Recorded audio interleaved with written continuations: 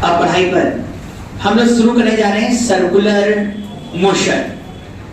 पूरा circular motion जो chapter है ये हम लोग काफी बड़े में जाएंगे, मतलब कई टॉपिक जोड़ लेंगे इसमें। सबसे पहले तो सर्कुलर आज का बात क्यों ये होगा, सर्कुलर मोशन के पूरी पॉइंट जो जैसे एंगुलर वेलोसिटी क्या है, रिलेटिव एंगुलर वेलोसिटी क्या है, वी और इसमें रिलेशन क्या है, एआर क्या है, नॉन यूनिफॉर्म सर्कुलर मोशन और यूनिफॉर्म सर्कुलर मोशन क्या है। मतलब आज हम पहले उसका पूरा बेसिक पर वर्क करेंगे। पहले बात जैसे ये पूरा पार्ट खत्म हो जाएगा, मतलब उसका इंट्रोडक्शन वाला पार्ट कंप्लीट होगा, तब हम शुरू कर देंगे नॉन यूनिफॉर्म सर्कुलर मोशन में जितना डिफरेंशिएशन और इंटीग्रेशन इक्वेशन बेस्ड क्वेश्चन पहले लगवाएंगे, ठीक है ना। इक्वेशन बेस के बाद हम हॉरिजॉन्टल सर्कुलर मोशन पढ़ेंगे। हॉरिजॉन्टल में पहले यूनिफॉर्म और फिर लास्ट कुछ क्वेश्चन नॉन यूनिफॉर्म। फिर उसके बाद वर्टिकल पेंडुलम चलेगा। वर्टिकल पेंडुलम जो है कुछ क्वेश्चन वास्तव में कुछ बुक में वर्क एनर्जी में दिया है, वो हम लोग सर्कुलर में ही खत्म करेंगे। वर्टिकल पेंडुलम, वर्टिकल पेंडुलम में 3 केस है, कंप्लीट सर्कुलर मोशन, ऑसिलेशन और स्ट्रिंग का स्लैक होना।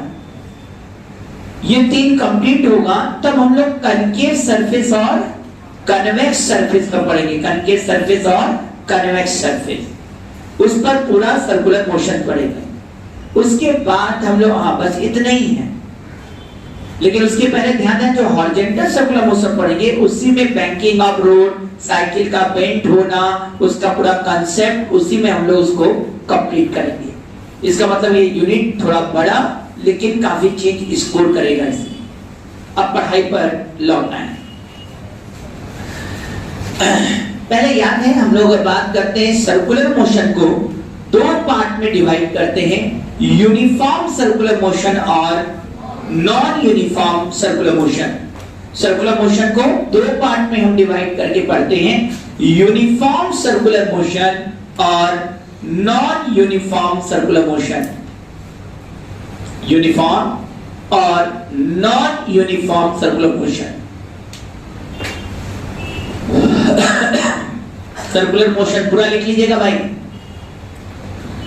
यूनिफॉर्म सर्कुलर मोशन उसको कहते हैं जिसमें पार्टिकल का स्पीड कांस्टेंट है, यानी वह सर्कुलर मोशन कर रहा है और हर पॉइंट पर स्पीड क्या है, कांस्टेंट है, तो उसको कहोगे यूनिफॉर्म सर्कुलर मोशन है। तो यूनिफॉर्म सर्कुलर मोशन में क्या चीज कांस्टेंट है बेटा, स्पीड का, वेलोसिटी कांस्टेंट नहीं कहा, क्योंकि यदि ध्यान देंगे तो यहां पर टेंजेंट खींचेंगे तो वेलोसिटी का डायरेक्शन इधर है, यहां पर टेंजेंट खींचेंगे तो वेलोसिटी का डायरेक्शन इधर है, यहां पर टेंजेंट खींचेंगे तो वेलोसिटी का डायरेक्शन इधर है। इस तरह से ध्यान देंगे तो वेलोसिटी का डायरेक्शन हर पॉइंट टू पॉइंट क्या हो रहा है, चेंज हो रहा है। तो जब यूनिफॉर्म सर्कुलर मोशन हम बोले तो इसका मतलब पहला बात स्पीड क्या है, कांस्टेंट है। यूनिफॉर्म सर्कुलर मोशन में स्पीड कांस्टेंट होता है।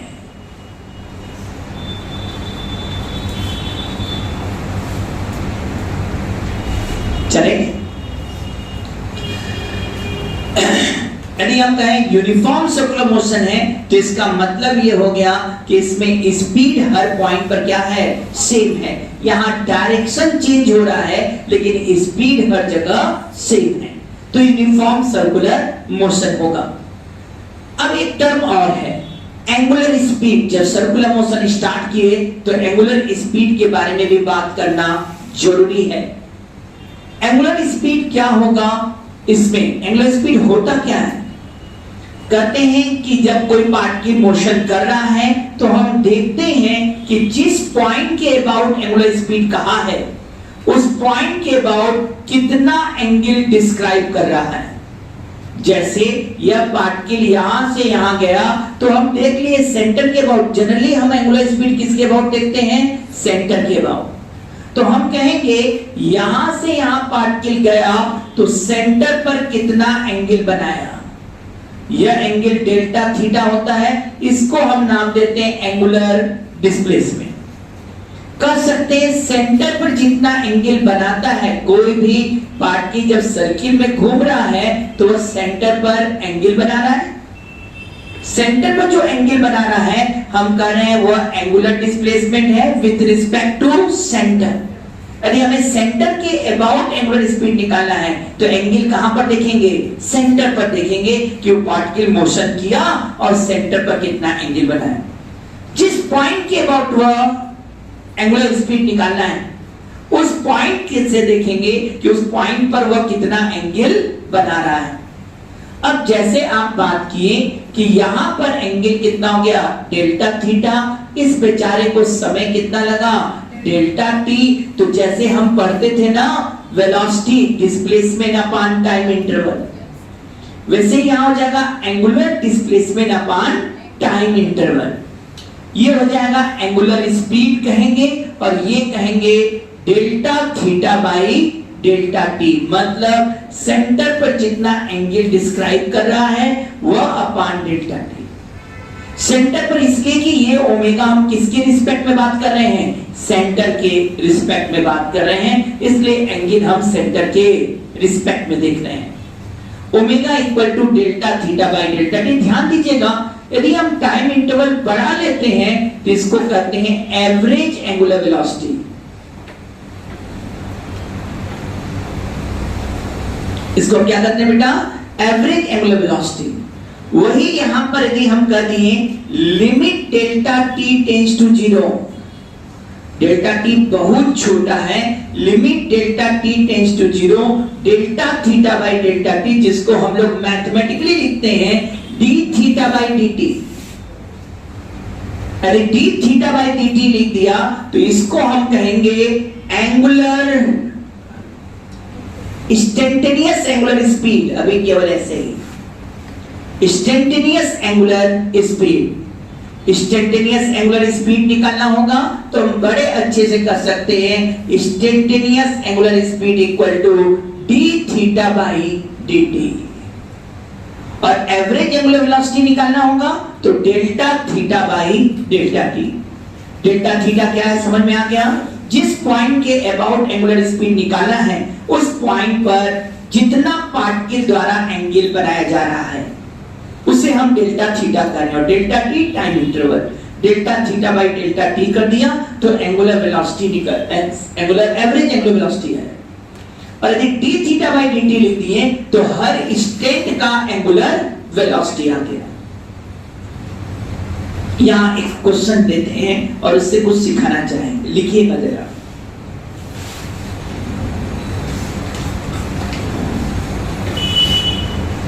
हाँ, एक बात ध्यान देंगे, जब हम कहेंगे यूनिफॉर्म सर्कुलर मोशन, इसका स्पीड कांस्टेंट है। यदि कहते हैं स्पीड कांस्टेंट है, इसका मतलब है कि क्या समान समय पर समान डिस्टेंस चलेगा कि नहीं? स्पीड होता है डिस्टेंस अपॉन टाइम।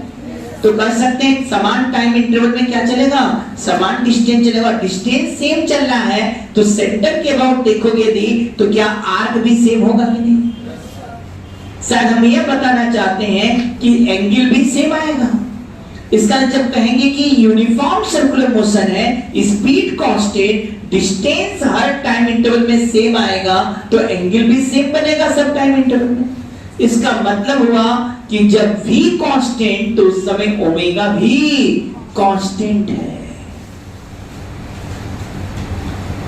तो जब यूनिफॉर्म सर्कुलर मोशन में बात करेंगे तो कहेंगे ओमेगा कांस्टेंट, और कहीं पर ओमेगा कांस्टेंट हो गया तो एवरेज वैल्यू और इंस्टेंटेनियस वैल्यू क्या हो जाएगा? सेम हो जाएगा। इसलिए जब हम यूनिफॉर्म सर्कुलर मोशन कहते हैं तो average omega equal to instantaneous omega कहते हैं। Average omega equal to instantaneous omega. इसीलिए यूनिफॉर्म सर्कुलर मोशन में कभी भी ओमेगा निकालना पड़ता है तो हम कहते हैं भाई जो इंस्टेंटेनियस वैल्यू होगा वही एवरेज होगा। क्यों? क्योंकि भाई ये तो कांस्टेंट स्पीड से चल रहा है तो समान टाइम इंटरवल में समान एंगल बनाएगा हर जगह, और समान टाइम इंटरवल में समान एंगल बनाएगा तो ओमेगा हर जगह सेम रहेगा। इसलिए ओमेगा सेम है तो इसका मतलब एवरेज वैल्यू और इंस्टेंटेनियस वैल्यू क्या रह जाएगा? सेम। कोई भी चीज नहीं कांस्टेंट हो जाएगा। भाई कहीं पे तुम गए टॉफी खरीदने और सभी टॉफी का दाम 2-2 रुपया है तो एवरेज वैल्यू क्या होगा? दो ही आएगा। लेकिन हाँ, किसी का दाम 1 रुपया है, किसी का 4 है, किसी का 5 है, अब उसका एवरेज निकालोगे तो एवरेज अलग आ जाएगा। उसी तरह जब ओमेगा हर जगह सेम है तो इंस्टेंटेनियस वैल्यू हर जगह सेम है, तो इसका मतलब है कि एवरेज वैल्यू भी क्या रहेगा, वही रहेगा जो इंस्टेंटेनियस होगा। इसीलिए यूनिफॉर्म सर्कुलर मोशन में एवरेज और इंस्टेंटेनियस सेम होगा, जबकि नॉन यूनिफॉर्म में ऐसा नहीं होगा। मस्ट नहीं है, लेकिन ऐसा नहीं भी हो सकता है। ओमेगा हर जगह बदलता रहेगा, ओमेगा हर जगह बदलता रहेगा तो एवरेज वैल्यू अलग आएगा। ये मस्ट नहीं होगा कि एवरेज और इंस्टेंटेनियस सेम हो, लेकिन यूनिफॉर्म में एवरेज और इंस्टेंटेनियस सेम होगा। इसलिए जब क्वेश्चन यूनिफॉर्म सर्कुलर मोशन में होता है और कहता है ओमेगा निकालो, तो हम इंस्टेंटेनियस और एवरेज का बात करते ही नहीं। इसको तो तब करते हैं जब नॉन यूनिफॉर्म सर्कुलर मोशन है। इसका मतलब है इस केस में एक चक्कर चलने में इसको समय भी फिक्स लगेगा। जितना समय एक बार एक चक्कर में लगेगा उतना ही समय दूसरी बार लगेगा। ये एक चक्कर में जो लगने वाला समय है इसको हम टाइम पीरियड कहते हैं। और तुम लोग जानते हो omega average equal to delta theta by delta t. Delta theta का मतलब हो गया 2 पाई। क्या इतना सही है कि नहीं सब लोगों को? डेल्टा थीटा का मतलब क्या हो गया 2 पाई, और डेल्टा टी का मतलब टी हो गया, टाइम टी लग गया। एक चक्कर में कितना एंगल चलेगा 2 पाई, और टाइम कितना लगा टी। टी टाइम पीरियड है, एक चक्कर का टाइम है। इसीलिए ओमेगा बराबर 2 पाई बाई टी लिख देते हैं। और ये फ्री हो के हम किस में लिखते हैं बेटा, जब यूनिफॉर्म सर्कुलर मोशन है तब। तो 2 पाई बाई टी, और सब लोग जानते हैं 1 बाई टी क्या हो जाएगा, फ्रीक्वेंसी के बराबर। फ्रीक्वेंसी माने एक सेकेंड में कितना रिवॉल्यूशन कंप्लीट किया, कितना रोटेशन कंप्लीट किया। और वैसे भी समझो ना, ऐसे समझो टी सेकेंड में यदि एक रिवॉल्यूशन कंप्लीट कर रहा है तो एक सेकेंड में कितना करेगा 1 बाई टी रिवॉल्यूशन। और एक सेकेंड में जो नंबर ऑफ रिवॉल्यूशन है उसी को फ्रीक्वेंसी कहते हैं। इसीलिए हम लोग 1 बाई टी की जगह फ्रीक्वेंसी लिख देते हैं 2 पाई एफ। इसीलिए कुछ लोग इस एवरेज एंगुलर वेलोसिटी को एंगुलर फ्रीक्वेंसी भी कहते हैं। एंगुलर फ्रीक्वेंसी कहा तो भी समझ जाना, एवरेज ओमेगा देना है।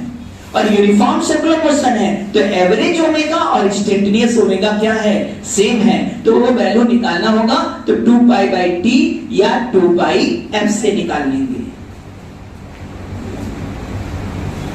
किसे निकल जाएगा बेटा 2 पाई बाई टी और 2 पाई इंटू एफ कर दिया। एवरेज ओमेगा या इंस्टेंटेनियस ओमेगा निकल आएगा। ये बात हम किस समय कर रहे हैं, यूनिफॉर्म सर्कुलर मोशन। मतलब एक पॉइंट और दिमाग में सेट करो, यूनिफॉर्म सर्कुलर मोशन में स्पीड कांस्टेंट होगा सर, और सेंटर के अबाउट ओमेगा भी कांस्टेंट होगा। सेंटर के अबाउट ओमेगा भी कांस्टेंट होगा। और सर इसमें ओमेगा निकालना है तो हम फॉर्मूला डायरेक्ट कर सकते हैं, क्योंकि इसमें एवरेज ओमेगा और इंस्टेंटेनियस ओमेगा सेम है। इसमें एवरेज ओमेगा को हम एंगुलर फ्रीक्वेंसी के भी नाम से जानते हैं। क्यों? क्योंकि ओमेगा इक्वल टू क्या कर सकते हैं 2 pi by t equal to 2 pi f. ध्यान दीजिएगा, अभी हम बार बार इस वर्ड को बोल रहे हैं। इस समय भी इंट्रोडक्शन पर हम लोग चल रहे हैं। एक एक टर्म का पहले इंट्रोडक्शन कर लें अच्छे से, तब ना भाई कोई भी पिक्चर शुरू करने से पहले सभी एक्टर का परिचय हो जाना चाहिए ना। कुछ ज्यादा एक्टर हैं तो सभी एक्टरों का परिचय कर लिया जाए, नाम दे दिया जाए, उसके बारे में बता दिया जाए, फिर ना पिक्चर शुरू होता है। तो अभी केवल हम लोग कास्टिंग चल रहे हैं। चले क्या क्लियर हो गया ना यहाँ तक? इसका मतलब है यूनिफॉर्म सर्कुलर मोशन में दो ही बात अभी तक निकाले हैं, स्पीड कांस्टेंट और ओमेगा कांस्टेंट है तो यूनिफॉर्म सर्कुलर मोशन। हाँ, जब यूनिफॉर्म होगा तो एवरेज ओमेगा और इंस्टेंटेनियस ओमेगा दोनों सेम है तो केवल ओमेगा पर ही काम चलता है। ओमेगा निकालना होता है तो हम 2 पाई बाई टी या 2 पाई इंटू एफ करते हैं। क्या यहां तक क्लियर? एक क्वेश्चन लिखोगे, a particle move on circular path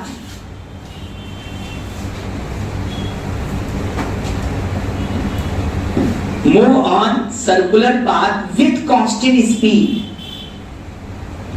A particle moves on circular path with constant speed.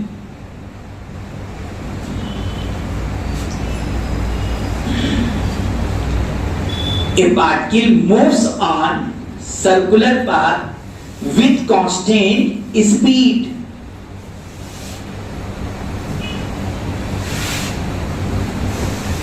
If its angular velocity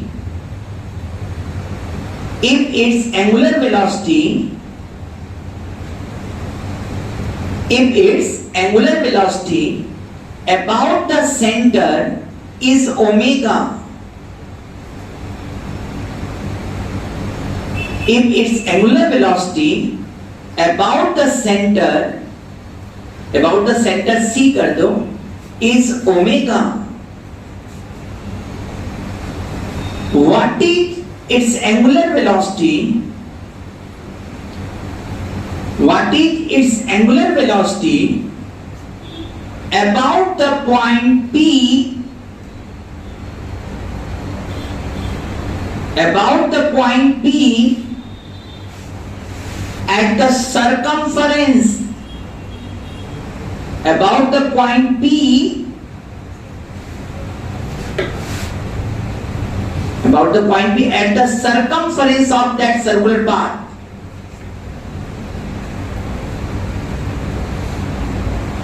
सीधा क्वेश्चन ये पूछना चाह रहे हैं कि यदि सर्कुलर पाथ में मोशन कर रहा है तो सेंटर के अबाउट इसका एंगुलर वेलोसिटी ओमेगा है, सेंटर के अबाउट एंगुलर वेलोसिटी ओमेगा है, तो बताओ सरकमफेरेंस पर स्थित किसी पॉइंट P के अबाउट इसका एंगुलर वेलोसिटी क्या होगा?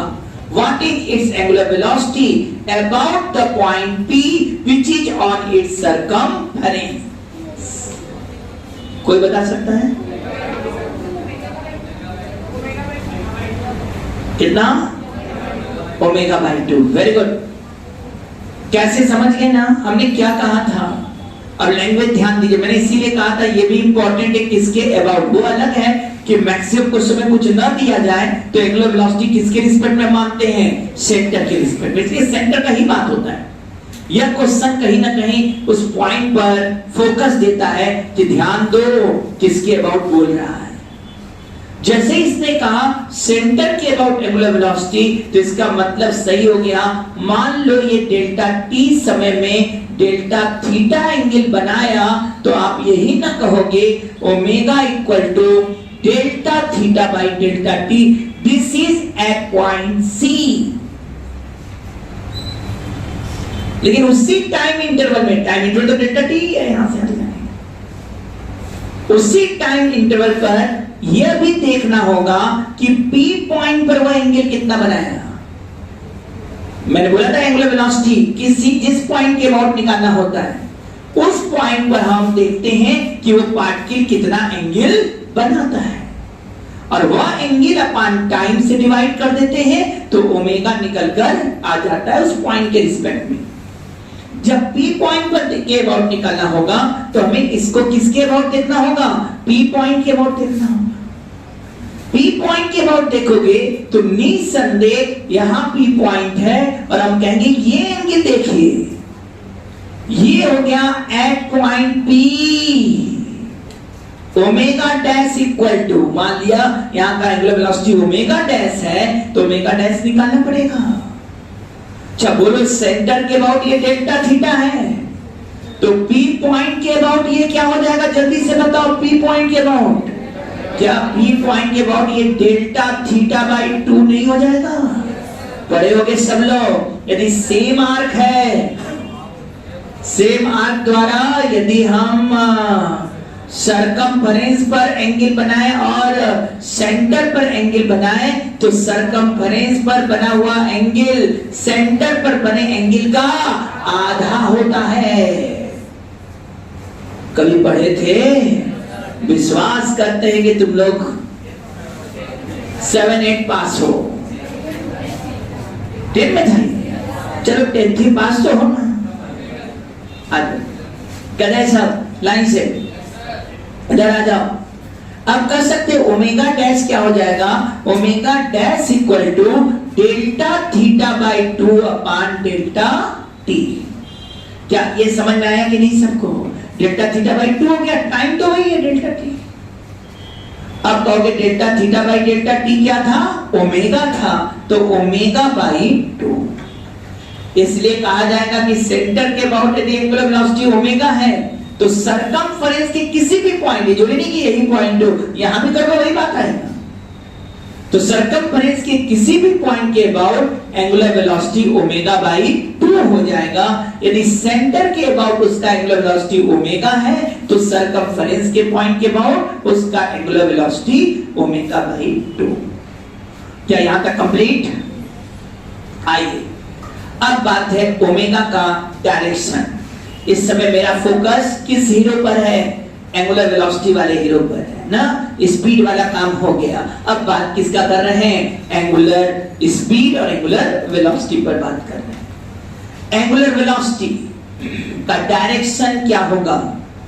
इसके लिए हम लोग यह देखेंगे कि बॉडी रोटेट कैसे कर रहा है। यदि बॉडी क्लॉकवाइज रोटेट कर रहा है, कैसा बेटा? क्लॉकवाइज। सबके पास राइट हैंड है ना? तो अब देखो यहां पर लो और देखो ये रोटेट कैसे कर रहा है। क्लॉकवाइज कर रहा है तो तुम ऐसे हाथ बनाया, क्लॉकवाइज घुमाओ इसको, और जिधर थंब पॉइंटेड है वह एंगुलर वेलोसिटी का डायरेक्शन दे रहा है। और इस सेंटर से पास कर रहे हैं तो कहेंगे ये इसके रोटेशन का एक्सिस भी है। तो हम कह सकते हैं ये सर्किल से जा रहा है और सेंटर का देख रहा है ओमेगा, तो हम बड़े आराम से इसको रोटेट कराएंगे। इसको रोटेट कराएंगे तो ओमेगा का डायरेक्शन अंदर। इसका मतलब है ये कहेंगे इसका एक्सिस ऑफ रोटेशन भी है। इसलिए यहां ओमेगा का डायरेक्शन किधर बोलते हैं? एक्सिस ऑफ रोटेशन के अलाउंग है। और ये जब भी होगा तो जिस प्लेन में ये सर्कुलर मोशन कर रहा है उस प्लेन के परपेंडिकुलर होगा ओमेगा। क्यों? सही है ना भाई? हाँ, क्लॉकवाइज होगा तो ओमेगा का डायरेक्शन अंदर, और एंटी क्लॉकवाइज होगा तो ओमेगा का डायरेक्शन किधर हो जाएगा बेटा? एंटी क्लॉक है ऐसे। एंटी क्लॉक जानते हो ना? अरे घड़ी की सुई की दिशा के अपोजिट, तो ये एंटी क्लॉक हो गया। तो एंटी क्लॉक में ओमेगा का डायरेक्शन बाहर और क्लॉकवाइज में ओमेगा का डायरेक्शन अंदर। इसलिए ओमेगा का डायरेक्शन हमेशा प्लेन के परपेंडिकुलर होगा। इसलिए ओमेगा कैसा वेलोसिटी है? एंगुलर वेलोसिटी कहते हैं। इसमें मैग्नीट्यूड भी है और डायरेक्शन भी। यह वेक्टर है। कौन सा वेक्टर है? एक्सियल वेक्टर, क्योंकि इसका डायरेक्शन एक्सिस ऑफ रोटेशन पर डिपेंड कर रहा है। याद रखिएगा, angular velocity, angular acceleration, torque, angular momentum, ये सभी एक्सिस ऑफ रोटेशन पर डिपेंड करता है इनका डायरेक्शन, और ये सभी जो हैं एक्सियल वेक्टर कहलाते हैं। तो एंगुलर वेलोसिटी एक्सियल वेक्टर है। क्लियर? क्लॉकवाइज घूम रहा है तो इनसाइड, और एंटी क्लॉक है तो वह आउटवर्ड हो गया। क्लियर? कोई दिक्कत? चलो अभी हम लोग धीरे धीरे एक एक पॉइंट पर काम करते चलेंगे। क्या पहले कोई प्रॉब्लम है क्या बेटा? आगे बढ़े ना। तो ओमेगा क्या हो गया? यहाँ पर कांस्टेंट हो गया, और इसका वैल्यू कितना आ गया बेटा? 2 पाई एफ आ गया। और ओमेगा का डायरेक्शन भी बात हो गया कि ओमेगा का डायरेक्शन एक्सिस के लॉन्ग, ओमेगा एक्सियल वेक्टर है, तो ये भी बात हो गया। अब चलो थोड़ा सा पॉइंट को और बढ़ा दिया जाए। ये कैसा सर्कुलर मोशन है बेटा? यूनिफॉर्म है ना। अभी हम लोग यूनिफॉर्म पर ही बात कर रहे हैं। अब आ जाओ एक और चीज, रिलेटिव एंगुलर वेलोसिटी क्या होता है? कैसे हम रिलेटिव एंगुलर वेलोसिटी निकालेंगे दो पार्टिकल का? जैसे तुम्हें लग जाए यह पार्टिकल A है जिसकी वेलोसिटी v1 है, और दूसरी पार्टिकल B है और इसकी वेलोसिटी v2 है। इसका एंगल θ1 और इसका एंगल θ2। तुमसे कहा find the angular velocity of B with respect to A। आपको एंगुलर वेलोसिटी निकालना है। किसका निकालना है? B का निकालना है विथ रिस्पेक्ट टू A, और AB के बीच का डिस्टेंस R है। Find the angular velocity of B with respect to A। Angular velocity इस बात को बताने से पहले छोटा सा एक फॉर्मूला बताना जरूरी है। जैसे तुम लोग ये जानते हो बड़े अच्छे से,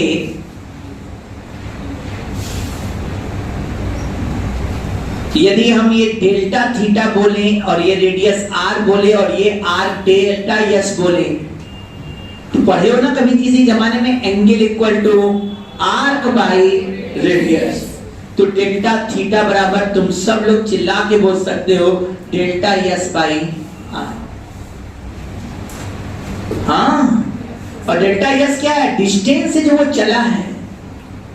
अब तुम ही बताओ delta theta by delta t करोगे तो क्या यहां भी delta s by delta t by r हो जाएगा? और लिमिट लगा दोगे डेल्टा टी टेंड्स टू 0, तो क्या ये d theta by d t और ये क्या d s by D t 1 by r हो जाएगा? पहचानते हो? तो d theta by D t omega हो गया और d s by D t v हो गया by r, omega equal to v by are.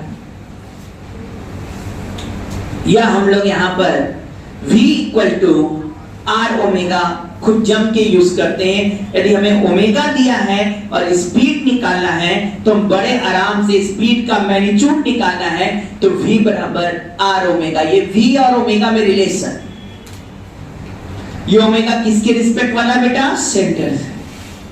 Centre के रिस्पेक्ट में हमको एंगुलर वेलोसिटी दिया है और r पता है, तो v बराबर हम क्या कर देंगे यहाँ पर r ओमेगा कर देंगे, तो स्पीड निकल कर आ जाएगा। अब इसी के सार याद हो गया नहीं तो बात तुम्हारी, ये स्पीड और ओमेगा का relation v equal to r omega. अब जरा ध्यान दीजिए कैसे निकलेगा एंगुलर वेलोसिटी b का a के रिस्पेक्ट में। b का एंगुलर वेलोसिटी a के रिस्पेक्ट में चाहिए।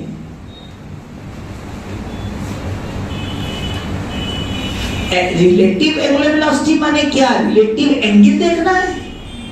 अच्छा देखो, इसका जब दो कंपोनेंट तोड़ते हैं तो क्या ये v1 cos थीटा 1 और इधर v1 sin थीटा 1 आएगा कि नहीं बेटा? कंपोनेंट किधर तोड़े बेटा? r के अलोंग और r के परपेंडिकुलर। और इधर तोड़ोगे तो क्या आएगा बेटा? v2 cos थीटा 2 और इधर आएगा v2 sin थीटा 2। किसके रिस्पेक्ट में बात कर रहे हैं हम लोग? एंगुलर वेलोसिटी b का निकालना a के रिस्पेक्ट में। अच्छा तुम्हें ये नहीं लगता कि जो v1 cos थीटा 1 और v2 cos थीटा 2 है वो एंगल में चेंज नहीं करेगा? वो क्या करेगा बेटा? देखो तो वो उनके बीच का सेपरेशन चेंज कर रहा है। इसको कह सकते हैं सर ये वेलोसिटी ऑफ अप्रोच है। वेलोसिटी ऑफ अप्रोच माने दूसरे की तरफ किस वेलोसिटी से आ रहा है वो रिलेटिव निकाल लो। यदि हम करें v2 cos theta 2 minus minus v1 cos theta 1 direction opposite है, तो हम कह सकते हैं v2 cos theta 2 minus minus plus हो जाएगा v1 cos theta 1 direction opposite होने का हम माइनस कर रहे हैं। तो v2 cos theta 2 plus v1 cos theta 1 देखा जाए तो हम कह सकते हैं ये वेलोसिटी ऑफ अप्रोच है। लेकिन सर ये एंगल में कौन चेंज कर रहा है? ये नॉर्मल वाली वेलोसिटी जो r के नॉर्मल है। जैसे ये कुछ ज्यादा एंगल चले, ये ज्यादा चले और ये कम चले तो इसके कारण इनके बीच क्या बन जाएगा? एंगल बनने लगेगा। इसीलिए एंगुलर वेलोसिटी में वेलोसिटी का वह कंपोनेंट लेंगे जो r के परपेंडिकुलर रिलेटिव निकालने हैं तब। तो अब थ्योरी क्या हो जाएगा? ओमेगा b ये निकालना है ना, तो velocity of b with respect to a लेंगे लेकिन perpendicular to the r। Symbol में परपेंडिकुलर लिख दिए हम, समझ जाओ, perpendicular to the r। r क्या है? a और b को जोड़ने वाला लाइन। इसका मतलब जब भी एंगुलर वेलोसिटी निकालना होगा b का a के रिस्पेक्ट में, first we have to resolve the velocity along the r and perpendicular to the r and take the relative velocity क्या in the direction perpendicular to the r। तो यहां लिखा जाएगा vb a लेंगे, b का velocity a के respect में लेंगे लेकिन sir perpendicular to the r upon r कर दो, हो गया। जैसे इस क्वेश्चन में किसका वेलोसिटी किसके रिस्पेक्ट में निकालना है? b का वेलोसिटी a के रिस्पेक्ट में। cos कौन सा वेलोसिटी? जो r के परपेंडिकुलर है। यहाँ r के परपेंडिकुलर है v2 sin θ2, यहाँ कौन है? v1 sin θ1। तो किसमें से किसको घटाएंगे भाई? जो कि v भी a निकालना है, तो है ना, रिलेटिव वेलोसिटी पढ़ चुके हैं। वेलोसिटी आप b with respect to a करते हैं तो b में से a घटाते हैं। अरे वेलोसिटी आप a with respect to b कहेंगे तो a में से b घटाएंगे। यहाँ b का वेलोसिटी a की रिस्पेक्ट निकालना है तो b में से a घटा दो, वो भी परपेंडिकुलर वाला। तो b ये हो गया बेटा v2 sin θ2 minus v1 sin θ1 by r. This is angular velocity of b with respect to a. ये तो सेम डायरेक्शन में आ गए हैं। तब ऐसा भी तो हो सकता है, ये v1 भाई साहब ये हो जाए, ये तो इस केस का है। v1 ऐसे हो गया, ये एंगल θ1, v2 ऐसे हो गया बेटा और ये एंगल θ2। इस केस में देखो ये a और ये b, यहां पर v1 sin θ1 ऊपर और सर v2 sin θ2 नीचे। ये आ रहा है कि नहीं समझ में? थोड़ा क्या ये समझ रहे हैं? v2 sin θ2 नीचे, ये v1 sin θ1 ऊपर। अब इसका एंगुलर वेलोसिटी इसके रिस्पेक्ट में कर रहा है तो इसमें से इसको घटाएंगे। जैसे ही घटाएंगे तो क्या होगा? वेक्टोरली घटाना है भाई, ओमेगा बी में परपेंडिकुलर वाला। तो ये हो जाएगा v2 sin θ2 minus minus plus, direction opposite है तो डायरेक्शन सहित घटाएंगे तो माइनस माइनस प्लस हो जाएगा v1 sin θ1 बाई r। क्या रिलेटिव ओमेगा कैसे निकालेंगे समझ में आया है? क्या करेंगे जल्दी से बताओ। r दिया है, वेलोसिटी दिया है, तो सबसे पहले दोनों का वेलोसिटी r के अलोंग और r के परपेंडिकुलर तोड़ लेंगे और रिलेटिव वेलोसिटी v निकालेंगे परपेंडिकुलर टू द r और अपान r कर देंगे। हाँ ये ध्यान दे देंगे, यदि b का वेलोसिटी a के रिस्पेक्ट में निकालेंगे तो b वाले परपेंडिकुलर वेलोसिटी में से a का परपेंडिकुलर वेलोसिटी वेक्टोरली सबट्रैक्ट करेंगे, डायरेक्शन के साथ सबट्रैक्ट करेंगे। सेम डायरेक्शन होगा तो सीधा सबट्रैक्ट हो जाएगा, अपोजिट होगा तो माइनस माइनस प्लस हो जाएगा। इसे दोनों केस लिख दिए। हो गया? अभी हम लोग किसका परिचय ले रहे थे? ओमेगा का परिचय ले रहे थे और तेजी से ओमेगा का बातें लगभग कर गए हम लोग। अब जरा आ जाओ, धीरे धीरे बातें को बढ़ाया जाए। यूनिफॉर्म सर्कुलर मोशन में ओमेगा कांस्टेंट हो गया, स्पीड कांस्टेंट हो गया, एंगुलर वेलोसिटी इंस्टेंटेनियस और एवरेज सेम होगा यूनिफॉर्म सर्कुलर मोशन में। और इसको कैलकुलेट करने के लिए हम 2π/t या 2π/f लगाएंगे। f जहां फ्रीक्वेंसी है, ध्यान देना क्वेश्चन में कहीं भी लिखा होगा एक पार्टिकल इतने आरपीएम से घूम रहा है। आरपीएम माने रिवॉल्यूशन पर मिनट, समझ जाओ, फ्रीक्वेंसी दे दिया। रिवॉल्यूशन पर मिनट है ना, बस को 60 से क्या कर देना? डिवाइड कर देना। देखा जाए 120 आरपीएम, तो 120 आरपीएम है तो मिनट को 60 सेकंड में बदल देना बेटा, तो कट जाएगा 2 आ जाएगा, 2 रिवॉल्यूशन पर सेकंड। 2 रिवॉल्यूशन पर सेकंड फ्रीक्वेंसी आ गया और 2π/f कर दोगे, ओमेगा निकल कर आ गया। मतलब क्वेश्चन में जहां आरपीएम, आरपीएस मतलब रिवॉल्यूशन पर मिनट या रिवॉल्यूशन पर सेकंड लिख रहा है, समझ जाओ फ्रीक्वेंसी दे रहा है, 2π से मल्टीप्लाई कीजिए, ओमेगा आ जाएगा। ये ओमेगा हो गया।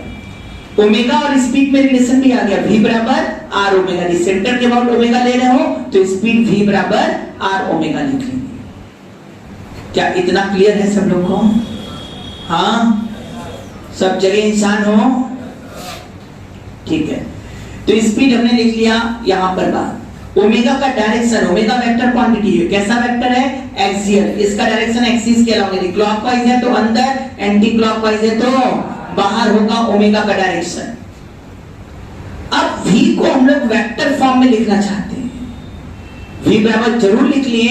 ये जो v निकाले हैं ना, v इसका वेक्टर फॉर्म में जब लिख रहे हैं तो ये लिखा जाता है ओमेगा क्रॉस r। ये हर जगह अप्लाई है, लेकिन ध्यान दीजिएगा ये जो v है कौन सा वेलोसिटी है? r के परपेंडिकुलर वाला वेलोसिटी होगा ये।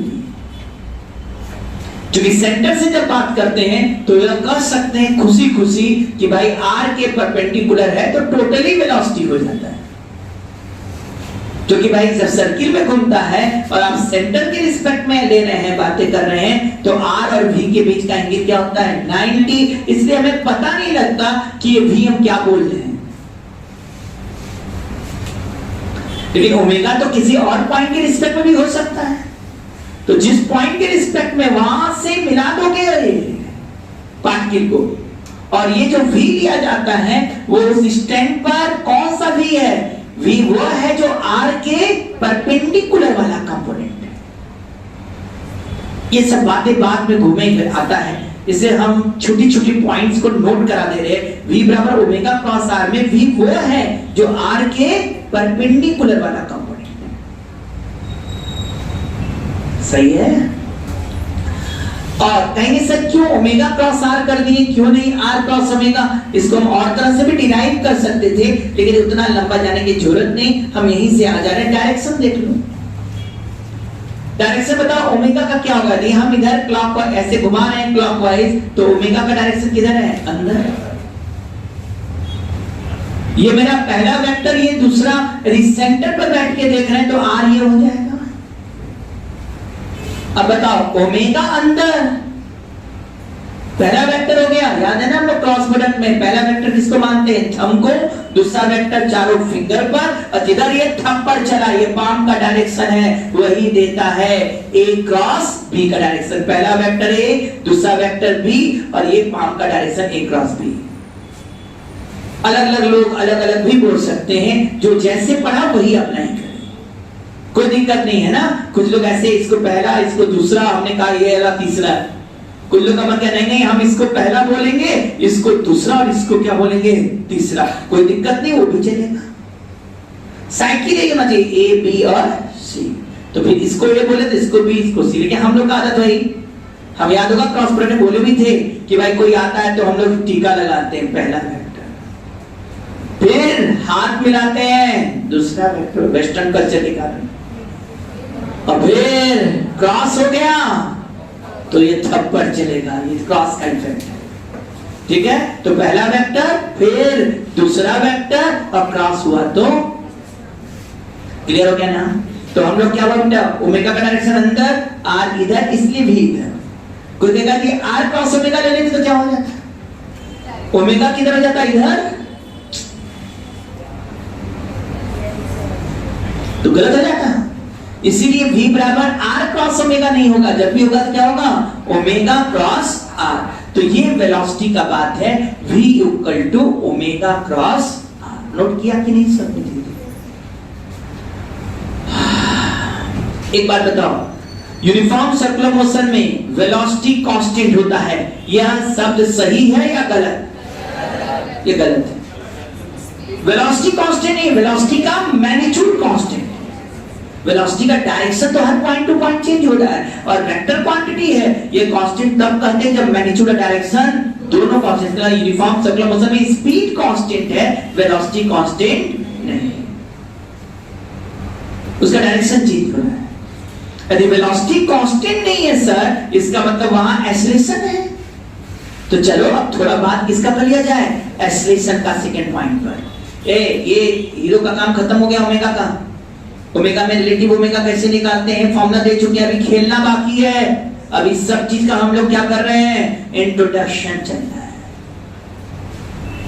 अब आ जाओ भाई, v equal to omega cross r था, अब तुम कहते हो एक्सेलरेशन निकालो। हम एकदम फ्री होके एक्सेलरेशन की बात कर रहे हैं, अभी ओमेगा कांस्टेंट किनारे कर रहे हैं।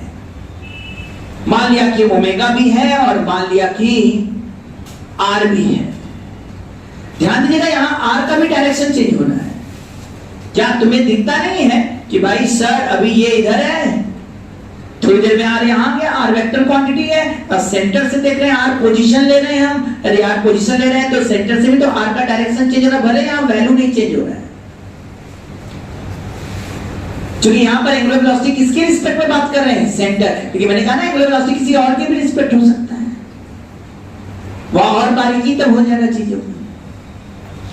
तो उतना हम लोग को डिटेल जाना नहीं है, तो हम जा भी नहीं रहे हैं, है ना। यहाँ से काम गाड़ी निकालने हैं, एक्सीलरेशन कहना होगा, तो एक्सीलरेशन ए बराबर क्या होगा, dv by dt, यही ना होता है बेटा। पूरा वेक्टर फॉर्म में डिफरेंशिएट करेंगे तो टोटल एक्सीलरेशन आएगा। अभी मान लेते हैं कि ओमेगा भी कांस्टेंट नहीं है, क्योंकि जनरल फॉर्मूला पहले निकालना चाहते हैं। ये तुम लोग थक गए हो, सब स्टूडेंट जगह हैं, हल्का हल्का बात समझ में आ रहा है ना, मेरा काम हो जाएगा। आइए अब यहां पर a बराबर क्या होगा बेटा, dv by dt। क्या इसको डिफरेंशिएट करने आता है सब लोग को, कर डालिए। क्या होगा भाई, ओमेगा को आराम कराएं, और ये dr by what is vector r, vector r is the position vector. यहां सेंटर से ओमेगा लिए, तो हमारा पोजीशन कहां से नाप रहे हैं, सेंटर से, तो इसलिए यहां पर r रेडियस कहा जा रहा है। तो दिक्कत, अब sir omega cross dr by dt plus d omega by dt cross r भी तो हो जाएगा। यह बताइए ओमेगा कितने सही है, ये dr by dt क्या हो गया है, यह dr by dt वेलोसिटी है, याद है ना, velocity equal to rate of change of position vector, और वेक्टर आर क्या है, position vector. Rate of change of displacement तो होता ही है, और डिस्प्लेसमेंट है क्या, फाइनल पोजीशन माइनस इनिशियल। इसीलिए हमने कहा था भाई, याद करो वेक्टर में जब पढ़ाया था तो v बराबर ds by dt कहिए या dr by dt कहिए, दोनों बतवा बराबर है। तो displacement final position minus initial तो फिक्स है, तो चेंज क्या हो रहा है, फाइनल पोजीशन चेंज हो रहा है। अब बताइए यहां पर क्या ये ओमेगा क्रॉस v लिखा जा सकता है बेटा, और आंख खुला हो तो ये d ओमेगा बाई dt।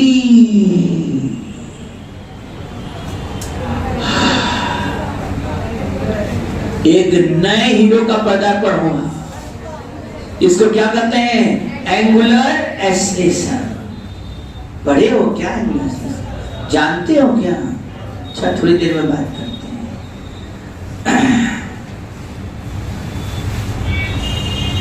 चलो इसका पूरा नाम ले ही लेते हैं, तो बात करते हैं। ये अल्फा क्या है, angular acceleration, alpha cross r हो गया। ध्यान से देखो, अच्छा एक मिनट क्यों ना इस अल्फा के बारे में थोड़ा बात कर लें, फिर आ रहे हैं परिचय ले रहे हैं। हमने अभी भी एक नया चीज इंट्रोड्यूस कर दिया, अल्फा बराबर डी ओमेगा बाई dt कहा। जैसे भाई वेलोसिटी होता था ना, वेलोसिटी v बराबर ds बाई dt होता था, वैसे यहां पर एंगुलर एक्सीलरेशन लेंगे तो angular velocity upon time, rate of change of angular velocity is called the angular acceleration.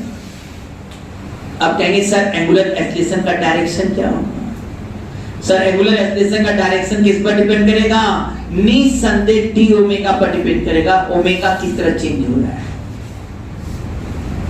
बात समझ में है?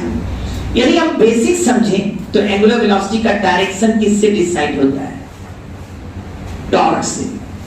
किससे, एंगुलर एक्सीलरेशन का डायरेक्शन, सॉरी अल्फा का डायरेक्शन जैसे नहीं कहते हो भाई, नेट फोर्स बराबर ma, क्या कहते हैं, नेट फोर्स बराबर m इंटू a। तो एक्सीलरेशन निकालना तो क्या कहते हैं, नेट फोर्स निकालो, मास से डिवाइड कर दो, एक्सीलरेशन आ जाएगा। क्यों भाई, समझ में आ रहा है ना। अब तुमसे पता नहीं, अब हमें क्या निकालना है, एंगुलर एक्सीलरेशन। तो एंगुलर एक्सीलरेशन निकालना होगा, रोटेशन का काम हो गया, एंगुलर एंगल में घुमाना, एंगल घुमाना, रोटेशन कराना है। तो वहां क्या देखो, डॉट। और एक नाम पढ़े हो कि कभी नहीं पढ़े हो तो आगे पढ़ने वाले हो, मोमेंट ऑफ इनर्शिया। तो वो टाउ बराबर आई अल्फा करते हैं, और कहते हैं जिधर टॉर्क का डायरेक्शन होगा उधर अल्फा का डायरेक्शन।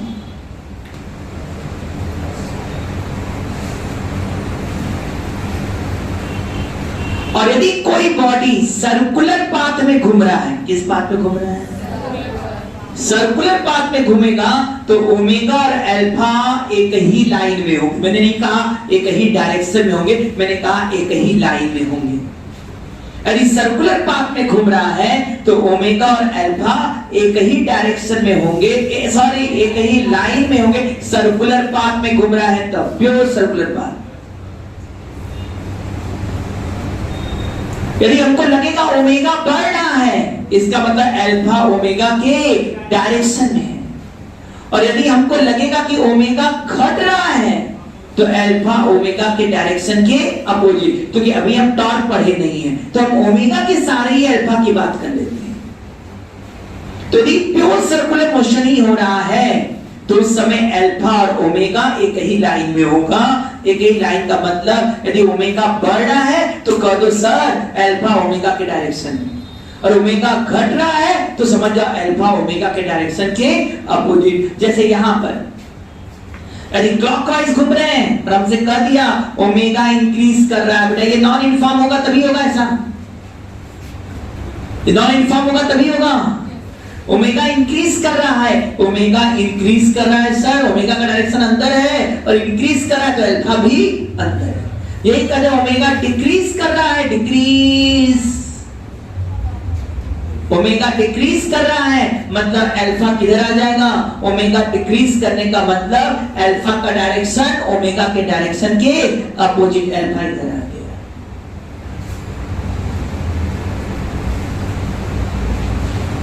क्या ये मस्ट है कि अल्फा हमेशा ओमेगा के डायरेक्शन में ही होगा या उसके अपोजिट ही होगा?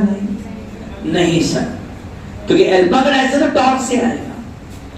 हाँ, अल्फा यदि ओमेगा के डायरेक्शन में है तो ओमेगा को बढ़ाता है, और ओमेगा के अपोजिट है तो ओमेगा को घटाता है, और ये बात होता है प्योर सर्कुलर मोशन में। लेकिन सर यदि अल्फा ओमेगा से किसी एंगल पर होगा तो क्या करेंगे? मतलब अल्फा यदि किसी एंगल पर है, ओमेगा ये है और अल्फा ये है, ये कुछ हम उसी तरह बात कर रहे हैं जब हम बोलते थे वेलोसिटी और एक्सीलरेशन किसी एंगल पर है। हम पहले ही पढ़ा चुके हैं कि एक्सीलरेशन का वह कंपोनेंट जो वेलोसिटी के अलोंग होता है, इसका नाम है टेंजेंशियल एक्सीलरेशन, जिसका काम है स्पीड को चेंज करना।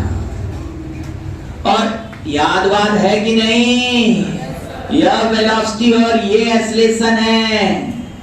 पर इस यदि एक्सीलरेशन का एक कंपोनेंट वेलोसिटी के अलोंग निकालोगे, हम बोल दे रहे हैं ये जनरल सी बात, ध्यान देना थोड़ा सा, हम फिर आ रहे हैं वापस अपने जगह पर, समझना जरा, याद करना। हम लोग जब काइनेमेटिक्स पढ़े तो कहे थे v और a यदि सेम डायरेक्शन में है तो ये स्पीड बढ़ाएगा, v और a यदि अपोजिट डायरेक्शन में है स्पीड घटाएगा। और इसका बात कैसा होगा? केवल स्ट्रेट लाइन। लेकिन सर यदि v और a किसी एंगल पर है तो सावधान, इसके दो कंपोनेंट होंगे, एक कंपोनेंट इधर आएगा a cos थीटा और एक कंपोनेंट इधर आएगा a sin theta. a cos theta का नाम क्या दिया था? टेंजेंशियल एक्सीलरेशन, और a sin थीटा का नाम दिया था सेंट्रीपिटल एक्सीलरेशन या radial acceleration. a cos theta को हम क्या नाम दिए थे? टेंजेंशियल एक्सीलरेशन, और इसका काम है स्पीड बढ़ाना या घटाना, क्योंकि वेलोसिटी हर जगह टेंजेंट के अलोंग होगा, इसलिए एक्सीलरेशन का वह कंपोनेंट जो वेलोसिटी के अलोंग है, मतलब वो टेंजेंट के अलोंग है,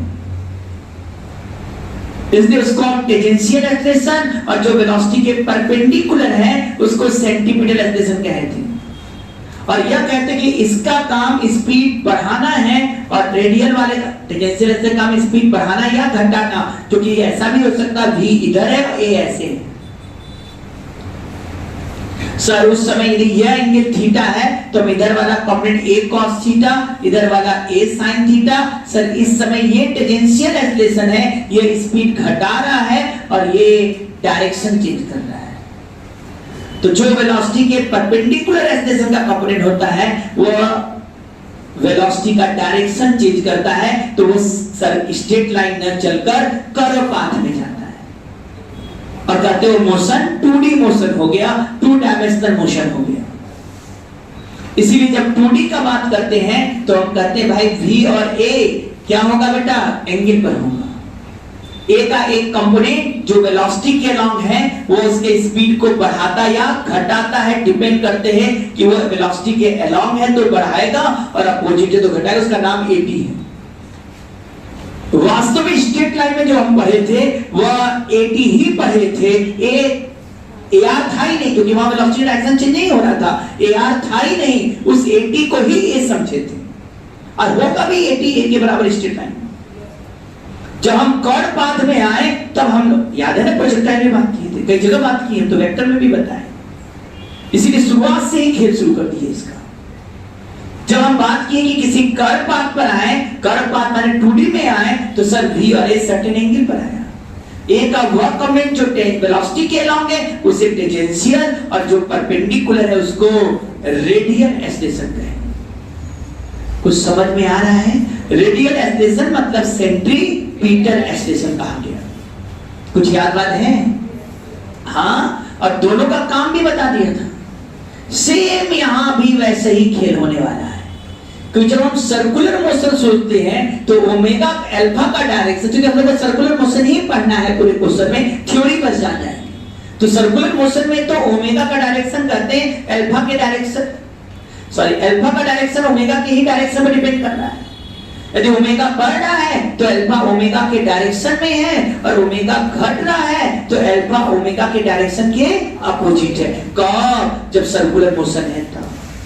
लेकिन सर अल्फा और ओमेगा किसी एंगल पर आ जाता है, सर अल्फा और ओमेगा किसी एंगल पर आ जाए तब क्या होगा? तब सर अल्फा का वह कंपोनेंट जो ओमेगा के अलोंग है वह तो ओमेगा को बढ़ाएगा या घटाएगा, और जो ओमेगा के परपेंडिकुलर अल्फा का कंपोनेंट है वो ओमेगा का डायरेक्शन ही चेंज करेगा। कहते सर ओमेगा का डायरेक्शन चेंज करना मतलब axis of rotation he change होगा। और इस मोशन को यदि तुम्हें देखना है तो सबसे अच्छा ये है, कहते हैं टॉप माने लट्टू, लट्टू देखा है कभी? इस मोशन को, उसका मोशन को कहते हैं प्रिसेशन मोशन कर रहा है। कभी लट्टू देखा? लट्टू कौन सा लट्टू? पहले लोग पुराने जमाने में है ना लट्टू को रस्सी से बांध देते थे और बांध के फेंकते थे, अब तो दिखाई देता नहीं है, देखियोगे तुम लोग नहीं पता है ना। तो सुनो भाई, जब रस्सी को तुम लपेट के ऐसे फेंकते थे तो ऐसे घूमता था ये लट्टू, तो क्या वो सीधा, कभी सीधा भी चलता था, ऐसा नहीं कभी सीधा भी चलता था, सीधा चल रहा था एकदम सीधा, ठीक है, लेकिन मेरा जवाब में तिरछा होता था तो क्या ऐसे से घूमता था? मतलब हो क्या रहा है? ओमेगा तो चेंज हो ही रहा है, लेकिन ओमेगा का जो एक्सिस है वो लगातार चेंज हो रहा है। यहाँ पर क्या हो रहा है भाई? यहाँ पर ओमेगा के वैल्यू में भी चेंजिंग हो रहा है और साथ में उसका डायरेक्शन चेंज। अभी ओमेगा इधर था, अभी ओमेगा इधर हो गया, अब ओमेगा इधर हो गया, अब ओमेगा इधर हो गया। ये डायरेक्शन चेंज का काम कौन कर रहा है? ये जो डायरेक्शन चेंज का काम कर रहा है वो अल्फा का कंपोनेंट जो ओमेगा के परपेंडिकुलर है वो उसका डायरेक्शन चेंज कर रहा है। Language clear? Language clear? ये कोई घबराने की जरूरत नहीं है। हम जब सर्कुलर मोशन पढ़ेंगे चुपचाप बच्चों की तरह, ओमेगा बढ़ रहा है तो अल्फा ओमेगा के डायरेक्शन में, और ओमेगा घट रहा है तो अल्फा ओमेगा के डायरेक्शन के अपोजिट।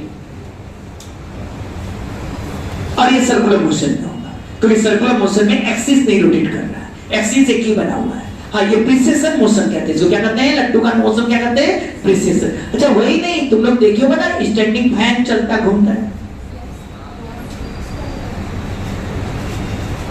स्टैंडिंग फैन में यहां भी देख सकते हैं। इसमें स्टैंडिंग फैन में क्या होता है बेटा? जल्दी से बात करो, क्या है वो? ऐसे है, साथ में घूम भी रहा है, मतलब अपने एक्सिस पर तो रोटेट कर ही रहा है, लेकिन साथ साथ ऐसे घूम भी रहा है। मतलब अभी इसका ओमेगा इधर था, थोड़ी देर बाद ओमेगा इधर हो गया, तो इसमें भी तो क्या है? इसमें भी अल्फा किधर है? ओमेगा के डायरेक्शन के परपेंडिकुलर, तभी तो उसका डायरेक्शन क्या हो रहा है? चेंज हो रहा है। बल्कि इधर ओमेगा चेंज नहीं हो रहा है। क्यों? क्योंकि पंखा का डंडा ऐसा तो हो नहीं रहा होगा कि कभी तेज चल रहा है कभी धीमा चल रहा है, चल तो रहा है सीधे एक से, तो ओमेगा की वैल्यू में चेंजिंग नहीं हो रहा। हाँ, बढ़ा दोगे यदि पंखा का 1 से 2 3 कर दिया तो 3 पर बढ़ गया, लेकिन कांस्टेंट रहेगा वहां पर। अभी कांस्टेंट है लेकिन घूम भी रहा है, तो यहाँ पर कहेंगे ओमेगा का वैल्यू नहीं चेंज हो रहा है, ओमेगा का डायरेक्शन चेंज हो रहा है। ओमेगा का डायरेक्शन चेंज हो रहा है, इसका मतलब अल्फा किधर है, ओमेगा के परपेंडिकुलर। अल्फा का बात समझ में आया कि नहीं? थोड़ा थोड़ा क्या क्या बोला। सर्कुलर मोशन में अल्फा और ओमेगा एक ही लाइन में, जैसे स्ट्रेट लाइन में V और A एक ही लाइन में होंगे, या तो सेम डायरेक्शन या तो अपोजिट। लेकिन जब हम इसी तरह बात करेंगे सर्कुलर मोशन में, अल्फा ओमेगा के डायरेक्शन में होगा या ओमेगा के डायरेक्शन के अपोजिट, सर्कुलर मोशन। लेकिन प्रिसिजन मोशन होने लगा, मतलब साथ में ओमेगा का डायरेक्शन भी चेंज हुआ। ओमेगा का डायरेक्शन कैसे चेंज होगा, मैं बता दिया, पंखा जो है स्टैंड पर लगा वो घूम रहा है, तो सर अभी ओमेगा इधर है, थोड़ी देर बाद में ओमेगा इधर हो गया, थोड़ी देर बाद ओमेगा इधर, क्या ओमेगा भी चेंज हो रहा है कि नहीं? ओमेगा का डायरेक्शन चेंज हो रहा है। और प्रिसिजन में तो हम दोनों चीज चेंज होते देखते हैं, उसका ओमेगा का वैल्यू भी चेंज हो रहा है और साथ में वो रोटेट कर रहा है, इसका एक्सिस भी वो तो अपने पे स्पिन कर ही रहा है, लेकिन उसका एक्सिस भी क्या कर रहा है, रोटेट कर रहा है। एक्सिस जो घूम रहा है वो तो कहोगे कौन घुमा रहा है, अल्फा। कौन सा अल्फा का कंपोनेंट, जो उस ओमेगा के परपेंडिकुलर। कुछ आया, बुद्धि आया। अब देखो भाई, फोर्स से क्या आता है, एक्सीलरेशन। एक्सीलरेशन से हम वेलोसिटी की बात करते हैं। एक्सीलरेशन वेलोसिटी को चेंज करता है। हाँ, ये ए के डायरेक्शन में होता है तो मैग्नीट्यूड क्यों चेंज करता है, और एंगल पर होता है तो मैग्नीट्यूड और डायरेक्शन दोनों चेंज करता है, और केवल परपेंडिकुलर हमेशा रहता है तो केवल डायरेक्शन चेंज करता है। उसी तरह यहां भी होगा, अल्फा और ओमेगा सेम डायरेक्शन में तो सर्कुलर पाथ होगा, प्योर सर्कुलर पाथ, एक ही एक्सिस के अबाउट घूम रहा है। लेकिन जैसे ही अल्फा किसी एंगल पर आ गया, सर जो टॉर्क से आता है अल्फा किसी एंगल पर आ गया तो क्या हो जाएगा भाई, वो वैल्यू तो चेंज होगा ही होगा, लेकिन साथ साथ में ओमेगा का डायरेक्शन चेंज करेगा, एक्सिस ऑफ रोटेशन चेंज हो जाएगा। क्या अब थ्योरी कर लोगे ना, इस बार थ्योरी ही रहेगा, न्यूमेरिकल के लिए इतना बात जरूरी। आज इंट्रोडक्शन है तो हम पूरा थ्योरी, उसके बाद तो न्यूमेरिकल खेलेंगे। तो पहले एक बार पूरा बात छोटा छोटा जितने क्वेश्चन में बन सकते हैं, घुमा सकता है, सब जान तो लो, क्लियर तो रहे होता क्या है। पता नहीं रहेगा तो एडजस्टेंट रीजन थ्योरेटिकल क्वेश्चन कहां कर पाओगे। क्लियर हुआ अल्फा के बारे में कि नहीं? आवाज नहीं। लेकिन सर्कुलर मोशन में कोई चिंता नहीं है। क्या कहेंगे, सर्कुलर मोशन में ओमेगा बढ़ रहा है तो अल्फा ओमेगा के डायरेक्शन में, और ओमेगा घट रहा है तो अल्फा ओमेगा के डायरेक्शन के अपोजिट। खेल खत्म। आप कहीं बना दिया, बदमाशी किया, क्या हमेशा अल्फा ओमेगा के डायरेक्शन होता है? नहीं सर, सर एंगल पर भी आ सकता है। यदि एंगल पर आ गया तो क्या हो जाएगा, अल्फा ओमेगा से एंगल पर आ गया तो क्या हो जाएगा sir, axis of rotation he change होने लगेगा, वो भी रोटेट करने लगेगा। और ऐसे मोशन को हम लोग नाम भी दिए, टॉप का मोशन कैसा करता है, प्रिसेशन मोशन। जिस समझ के होंगे, बहुत हो गया बात। अब आइए, इसका मतलब साफ, अब सर्कुलर मोशन में बात कर रहे हैं सर, अल्फा की बात कर रहे हैं हम। एक सोई नहीं ना अभी तुम लोग, कुछ ज्यादा थ्योरी हो गया क्या? हाँ, अभी तो थ्योरी, घबराओ नहीं, अगले में फिर न्यूमेरिकल ही चलेगा। बस पहला लेक्चर है जो थ्योरी को जम के प्रवाहित हो जाने दो, ठीक है। सब बातें निकल जाएगा तो मेरा रास्ता साफ हो जाएगा सब क्वेश्चन लगाने के, और फिर हम फ्री होके अप्लाई करते रहेंगे और क्वेश्चन के जरिए सब कुछ सिखाते हुए पढ़ते चले जाएंगे। पहले एक बार पूरा पिक्चर तो बने, होता कब है चले तो भाई पैटर्न चेंज है। हम लोग को एनालिटिकल भी, एनालिसिस भी, एक एक चीज के बारे में छोटी छोटी सब बात क्लियर हो तो कैसे क्वेश्चन गलती होगा। आप पढ़ाई पर आ जाओ, अभी नींद में नहीं आए हो, जगह हो ना सब लोग, आप गधे सब लाइन से यहां पर आ जाओ। यदि ओमेगा बढ़ रहा है, ऐसे बनाया ओमेगा बढ़ रहा है तो मतलब अल्फा का डायरेक्शन क्या हो गया, अंदर। ओमेगा घट रहा है तो अल्फा का डायरेक्शन किधर हो जाएगा, बाहर। तो ये आप सब लोग को पता है कि ओमेगा का डायरेक्शन किधर होता है, एक्सिस के अलोंग है। इतना क्लियर हो गया सब लोग का। अब आ जाइए, इन दोनों टर्म को जरा देखिए, ओमेगा क्रॉस v किधर होगा। एक बात बताओ, v किधर है, इधर है ना, और ओमेगा किधर है, जल्दी से मैं बताऊं। ये मान के चलो ओमेगा इंक्रीज कर रहा है ना बेटा, ओमेगा का डायरेक्शन अंदर है, ओमेगा का डायरेक्शन अंदर है, पहला वेक्टर ओमेगा क्रॉस वी है, ओमेगा अंदर है और वी इधर है, तो क्या ओमेगा क्रॉस वी क्या सेंटर की तरफ आ रहा है कि नहीं? ये जो ओमेगा क्रॉस वी सेंटर की तरफ आ रहा है, यही तो है ए आर। हम कहीं से नहीं निकाले, v बराबर ओमेगा क्रॉस आर होता है, इसी के अंदर सब छिपा हुआ है। डिफरेंशिएट करो तो अब जरा ध्यान दो, उधर आ जाओ, अल्फा क्रॉस आर। यदि मान लो ओमेगा बढ़ रहा है, क्या हो रहा है बेटा? ओमेगा बढ़ रहा है, तो तुम्हें नहीं लगता है कि ओमेगा बढ़ रहा है तो अल्फा का डायरेक्शन भी इधर ही आएगा? सर अल्फा इधर और आर इधर, तो अल्फा क्रॉस आर किधर आ गया? अल्फा क्रॉस आर क्या इधर आया कि नहीं भाई? ये कौन सा डायरेक्शन है ये अल्फा क्रॉस आर का? क्या अल्फा क्रॉस आर का ये डायरेक्शन टेंजेंशियल है कि नहीं? इसीलिए यहां पर हम कहते हैं A R plus A T. A R radius के अलोंग है, इसको हम सेंटीपिटल एक्सेलरेशन भी कहते हैं, और ए टी क्या हो गया? Tangential acceleration. सबको मालूम है कि ये टोटल एक्सेलरेशन ए वी को, वेक्टर वी को मैंने डिफरेंशिएट किया, अपने आप ए आर और ए टी निकल कर आ गया। ये आया कि नहीं समझ में? आया। इसीलिए हम लोग दो एक्सेलरेशन का बात किए। अब जरा ध्यान दो, ए आर क्या तुमने बोला था? Omega cross we. सर यदि हम सर्कुलर मोशन में बात करें और ओमेगा सेंटर के अबाउट ले रहे हैं, अपने कंडीशन पर आ जाओ ना, कंडीशनल बात। सर्कुलर मोशन और ओमेगा सेंटर के अबाउट है, तो आप बताइए ओमेगा का डायरेक्शन अंदर है और v का डायरेक्शन इधर है, तो क्या ओमेगा और v के बीच का एंगल 90 डिग्री है कि नहीं? तो इसका मतलब है centripetal acceleration omega v sin 90। और अभी भूल रहे हो तुम लोग, अभी भी सर्कुलर मोशन में v बराबर या ओमेगा बराबर v बाई आर भी पढ़े थे। ओमेगा की जगह v बाई आर रखो तो क्या आ गया? v स्क्वायर बाई आर, या v की जगह r ओमेगा रख दो तो ये r ओमेगा स्क्वायर। कुछ समझ में आया?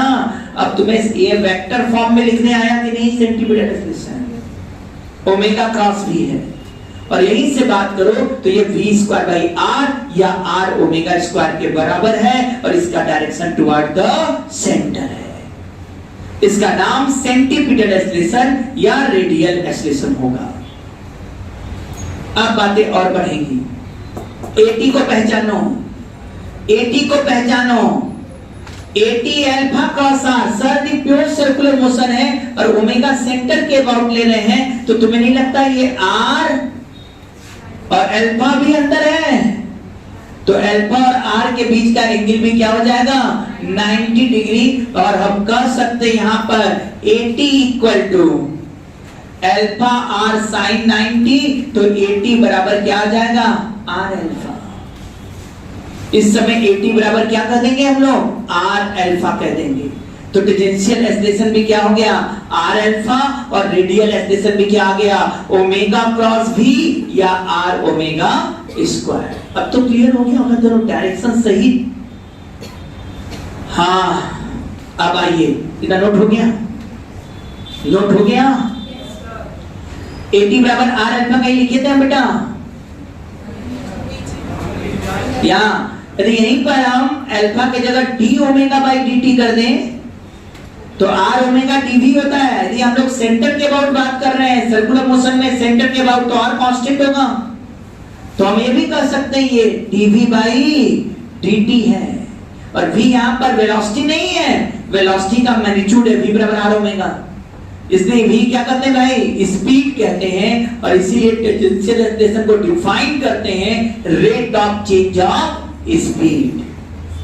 अब ये देखो पूरा मैथमेटिकली दिख रहा है कि एक्सेलरेशन को दो डायरेक्शन में बात करके करिए, एक टेंजेंशियल और एक रेडियल। यहां पर आ रहा है अपने यहां रेडियल एक्सेलरेशन का वैल्यू क्या है बेटा? v स्क्वायर बाई r या r ओमेगा स्क्वायर, जबकि टेंजेंशियल एक्सेलरेशन का value r alpha equal to dv by dt। v क्या है? वेलोसिटी नहीं, स्पीड है, वेलोसिटी का मैग्नीट्यूड है। वेलोसिटी के मैग्नीट्यूड को टाइम के साथ डिफरेंशिएट करेंगे तब टेंजेंशियल एक्सेलरेशन आएगा। नोट हो गया? अब पूरा बात हम मिटा रहे हैं।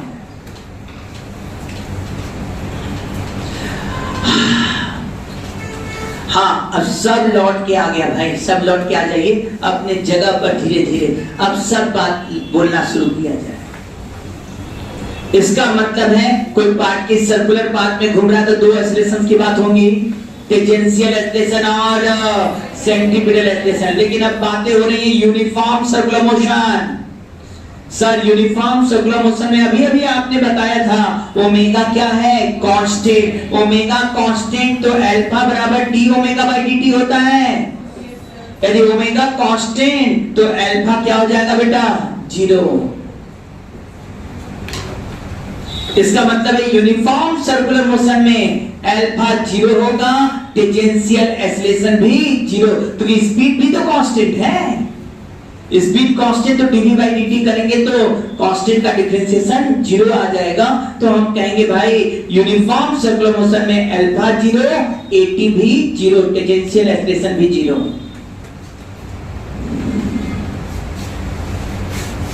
यूनिफॉर्म सर्कुलर मोशन है तो एक्सीलरेशन कौन सा काम करेगा, केवल सेंट्रीपिटल एक्सीलरेशन। a बराबर AR रहेगा यूनिफॉर्म सर्कुलर मोशन में, AT नहीं रहेगा यूनिफॉर्म में।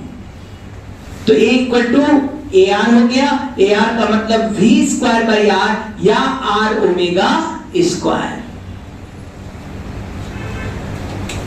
क्या हम ये कह सकते हैं कि यूनिफॉर्म सर्कुलर मोशन में एक्सीलरेशन कांस्टेंट है? बोलिए नहीं। क्यों? एक्सीलरेशन भी वेक्टर क्वांटिटी है। हाँ, एक्सीलरेशन का मैग्नीट्यूड कांस्टेंट है। एक्सीलरेशन का मैग्नीट्यूड यूनिफॉर्म है तो v कांस्टेंट है, r कांस्टेंट है, तो ऑटोमेटिक है v square by r constant होगा। तो यूनिफॉर्म सर्कुलर मोशन में एक्सीलरेशन का मैग्नीट्यूड कांस्टेंट है। यूनिफॉर्म सर्कुलर मोशन में एक्सीलरेशन का मैग्नीट्यूड कांस्टेंट है, लेकिन एक्सीलरेशन का डायरेक्शन लगातार चेंज होगा। इसमें टेंजेंशियल एक्सीलरेशन नहीं होगा। हाँ, एक्सीलरेशन का डायरेक्शन हमेशा टुवर्ड द सेंटर होगा। यहां पर भी है, इसलिए कभी भी बोले ना कि एक्सीलरेशन वेलोसिटी के परपेंडिकुलर हमेशा है तो समझ जाओ ये बात कर रहा है यूनिफॉर्म सर्कुलर मोशन में। हम आ चुके हैं यहां पर। यूनिफॉर्म सर्कुलर मोशन में एक्सीलरेशन हमेशा वेलोसिटी के क्या रहेगा, परपेंडिकुलर। लेकिन वेलोसिटी का भी डायरेक्शन चेंज हो रहा है, एक्सीलरेशन का भी चेंज हो रहा है, मैग्नीट्यूड कांस्टेंट रहेगा। इसलिए जब भी हमें अब क्वेश्चन मिलेगा यूनिफॉर्म सर्कुलर मोशन, तुरंत हम समझ जाएंगे यूनिफॉर्म बोला नहीं, कांस्टेंट स्पीड बोला नहीं क्वेश्चन में। क्वेश्चन में बस कांस्टेंट स्पीड दिखेंगे, कांस्टेंट स्पीड बोला नहीं, हम समझ जाएंगे कि सर इसमें एक्सीलरेशन केवल टुवर्ड द सेंटर होगा। और टुवर्ड द सेंटर है मतलब नेट फोर्स किधर होगा, टुवर्ड द सेंटर। और जो net force toward the centre होता है उसी को सेंट्रीपिटल फोर्स कहते हैं। तो centripetal force, net force toward the centre equal to m into AR, मतलब mv स्क्वायर बाई r। यदि यूनिफॉर्म सर्कुलर मोशन है, स्पीड कांस्टेंट है, तो काइनेटिक एनर्जी भी क्या रहेगा, कांस्टेंट। यूनिफॉर्म सर्कुलर मोशन में काइनेटिक एनर्जी कांस्टेंट होगा। क्यों काइनेटिक एनर्जी कांस्टेंट होगा? क्योंकि स्पीड कांस्टेंट है, हाफ mv स्क्वायर होता है, v नहीं चेंज होगा, तो काइनेटिक एनर्जी कैसे चेंज होगा? तो यूनिफॉर्म सर्कुलर मोशन जैसे बोले तो समझ जाना काइनेटिक एनर्जी कांस्टेंट। यदि काइनेटिक एनर्जी कांस्टेंट है तो यूनिफॉर्म सर्कुलर मोशन में वर्क डन 0 हो जाएगा। यूनिफॉर्म सर्कुलर मोशन कर रहे हो, यहां से यहां आ रहा है, स्पीड हर जगह सेम है, तो काइनेटिक एनर्जी चेंज नहीं हो रहा। याद होगा वर्क डन बराबर क्या होता है, कहीं भी वर्क डन निकालना है तो आप डायरेक्ट नेट वर्क डन जो होता है वो चेंज इन काइनेटिक एनर्जी के बराबर होता है। ये वर्क एनर्जी थ्योरम है। Net work done change in kinetic energy के बराबर है। यूनिफॉर्म सर्कुलर मोशन बोला नहीं कि कांस्टेंट स्पीड से घूम रहा है, तो सर इसका वर्क डन हमेशा 0। चाहे वो बोले कि आधा चक्कर चल गया, बताओ वर्क डन कितना है, बोला 1/4 चक्कर चल गया, वर्क डन कितना है, पूरा चक्कर चल गया, वर्क डन कितना है। सर यदि uniform circular motion constant speed से चल रहा है तो काइनेटिक एनर्जी चेंज नहीं हो रहा, वर्क डन हमेशा 0 रहेगा। प्रॉपर्टी आना शुरू हो गया है। आइए अब बात करते हैं पावर। बता चुके थे हम पावर के बारे में, कई बार बातें हुई फिर हो जाती है। पावर, रेट ऑफ वर्टन को हम पावर कहते हैं, dW/dt को हम पावर कहते हैं। सुन रहे हैं? dW/dt को पावर कहते हैं। या आप लोग ध्यान दीजिएगा, dW काइनेटिक एनर्जी के बराबर होता है, dK/dt भी पावर है। किसी फोर्स के द्वारा पावर निकालना, ये तो नेट पावर हो गया। dW/dt किया नेट इंस्टेंटेनियस पावर, dK/dt किया ये नेट इंस्टेंटेनियस पावर। यही कोई कहते हैं एवरेज पावर निकालो, तो एवरेज पावर होता है total work upon time interval, या total change in kinetic energy upon time interval. लेकिन यदि पावर किसी पर्टिकुलर फोर्स के कारण निकालना पड़ेगी, सर इस फोर्स का पावर क्या है, इस फोर्स द्वारा कितना पावर दिया जा रहा है, तो वहां dW बराबर F.ds लिखोगे अपॉन dt। और ध्यान दो ds/dt क्या हो जाता है, वेलोसिटी F.v।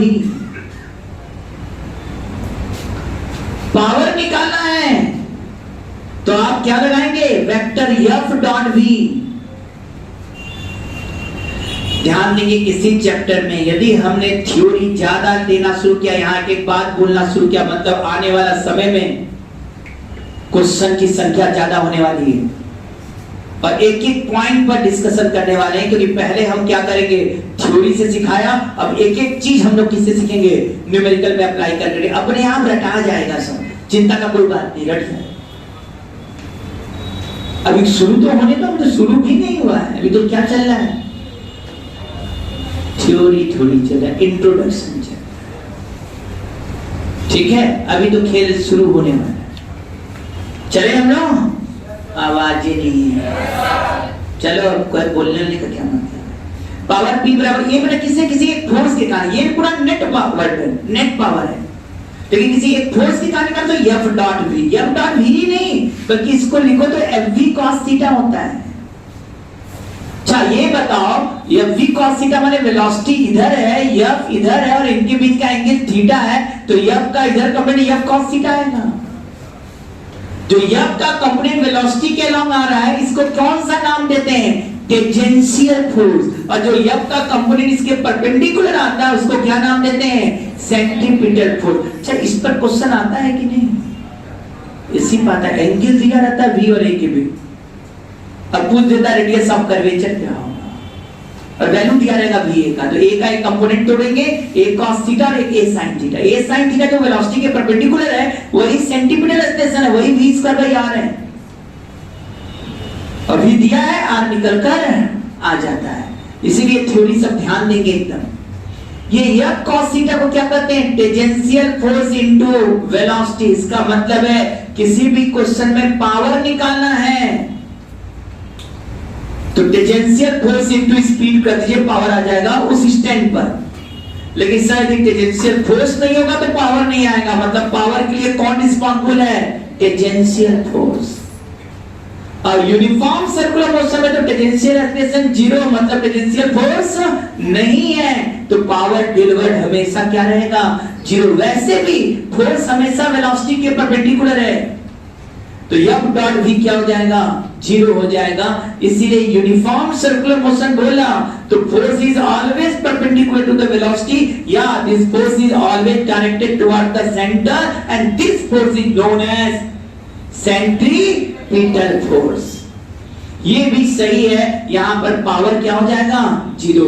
पूरा यूनिफॉर्म सर्कुलर मोशन का अब बात कंप्लीट। और साथ साथ में साइड में हमने सब बात भी करना शुरू कर दिया है, नोट किया सबने, हो गया। अब इसको एक लाइन में पूरा बात को समराइज किया जाए, तब नॉन यूनिफॉर्म की बात किया जाए। इतना हुआ कि नहीं सबका, हाँ आ जाओ। बड़ा सुस्त लोग है भाई, क्या किया,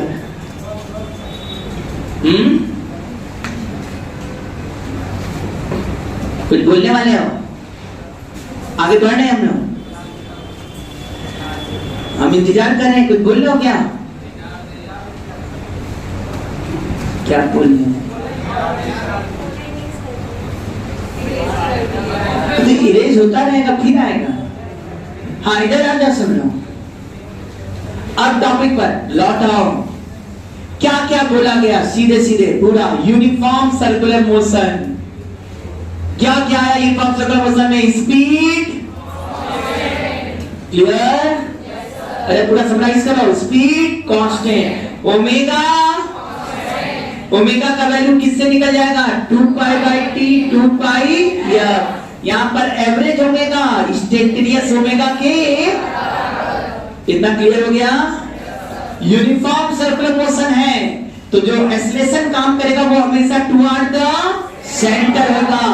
एक्सेलरेशन चेंज होगा लेकिन उसका मैग्नीट्यूड चेंज, और एक्सेलरेशन का मैग्नीट्यूड हमेशा v स्क्वायर बाई r या r ओमेगा स्क्वायर कब जब यूनिफॉर्म सर्कुलर मोशन है तब। क्या यूनिफॉर्म सर्कुलर मोशन में एक्सेलरेशन चेंज होता है? एक्सेलरेशन चेंज होता है तो डायरेक्शन चेंज हो रहा है। क्या एक्सेलरेशन का मैग्नीट्यूड चेंज होता है? मैग्नीट्यूड कांस्टेंट है, v स्क्वायर बाई r या r ओमेगा स्क्वायर। क्लियर है सब लोग को बातें? अब आते जाओ। मैग्नीट्यूड कांस्टेंट है एक्सेलरेशन का। दूसरा बात, इसमें काइनेटिक एनर्जी पूरे मोशन में क्या रहेगा? कांस्टेंट रहेगा। इसका मतलब work done. Uniform circular motion में जो फोर्स काम करेगा वो हमेशा वेलोसिटी के परपेंडिकुलर होगा और इसका वर्क डन हमेशा 0 होगा। चाहे आधा, चाहे लिखता है क्वेश्चन में हाफ रिवॉल्यूशन के बाद वर्क डन बताओ पार्ट के ऊपर 0 सर। क्यों?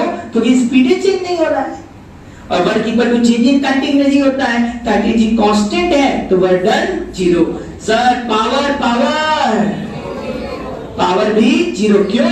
क्योंकि F और V के बीच का एंगल 90 डिग्री है, या टेंजेंशियल फोर्स है ही नहीं। और क्या 0? टेंजेंशियल एक्सेलरेशन नहीं है, अल्फा भी 0। यहां पर थीटा निकालना होगा कभी भी तो डायरेक्ट निकालोगे ओमेगा टी से, कुछ है ही नहीं। तो यहां पर तो एवरेज ओमेगा जो है वही इंस्टेंटेनियस ओमेगा है।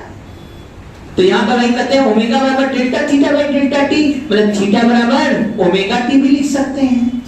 तो हमको कहीं भी बोला ना इतने टाइम में कितना एंगल डिस्क्राइब किया, बस ओमेगा इनटू टी कर दीजिए, एंगल निकल कर आ गया। ये सब बात अभी किस में की है? Uniform circular motion. खेल खत्म नहीं है। Non uniform circular motion, non uniform circular motion होगा तो स्पीड टाइम के साथ वेरी करता रहेगा। स्पीड वेरी कर रहा है, इसका मतलब यहां पर डायरेक्शन भी वेरी करेगा और स्पीड भी वेरी करेगा। यहां कितने टाइम के एक्सेलरेशन काम करेंगे? दोनों करेंगे, टेंजेंशियल भी और रेडियल या सेंट्रीपिटल। इसलिए जब इसमें एक्सेलरेशन निकालना पड़ेगा तो सर कहना पड़ेगा A बराबर under root AT square plus AR square. अब बातें AT किससे निकलेगा? दो फॉर्मूला dV बाई dt या R अल्फा।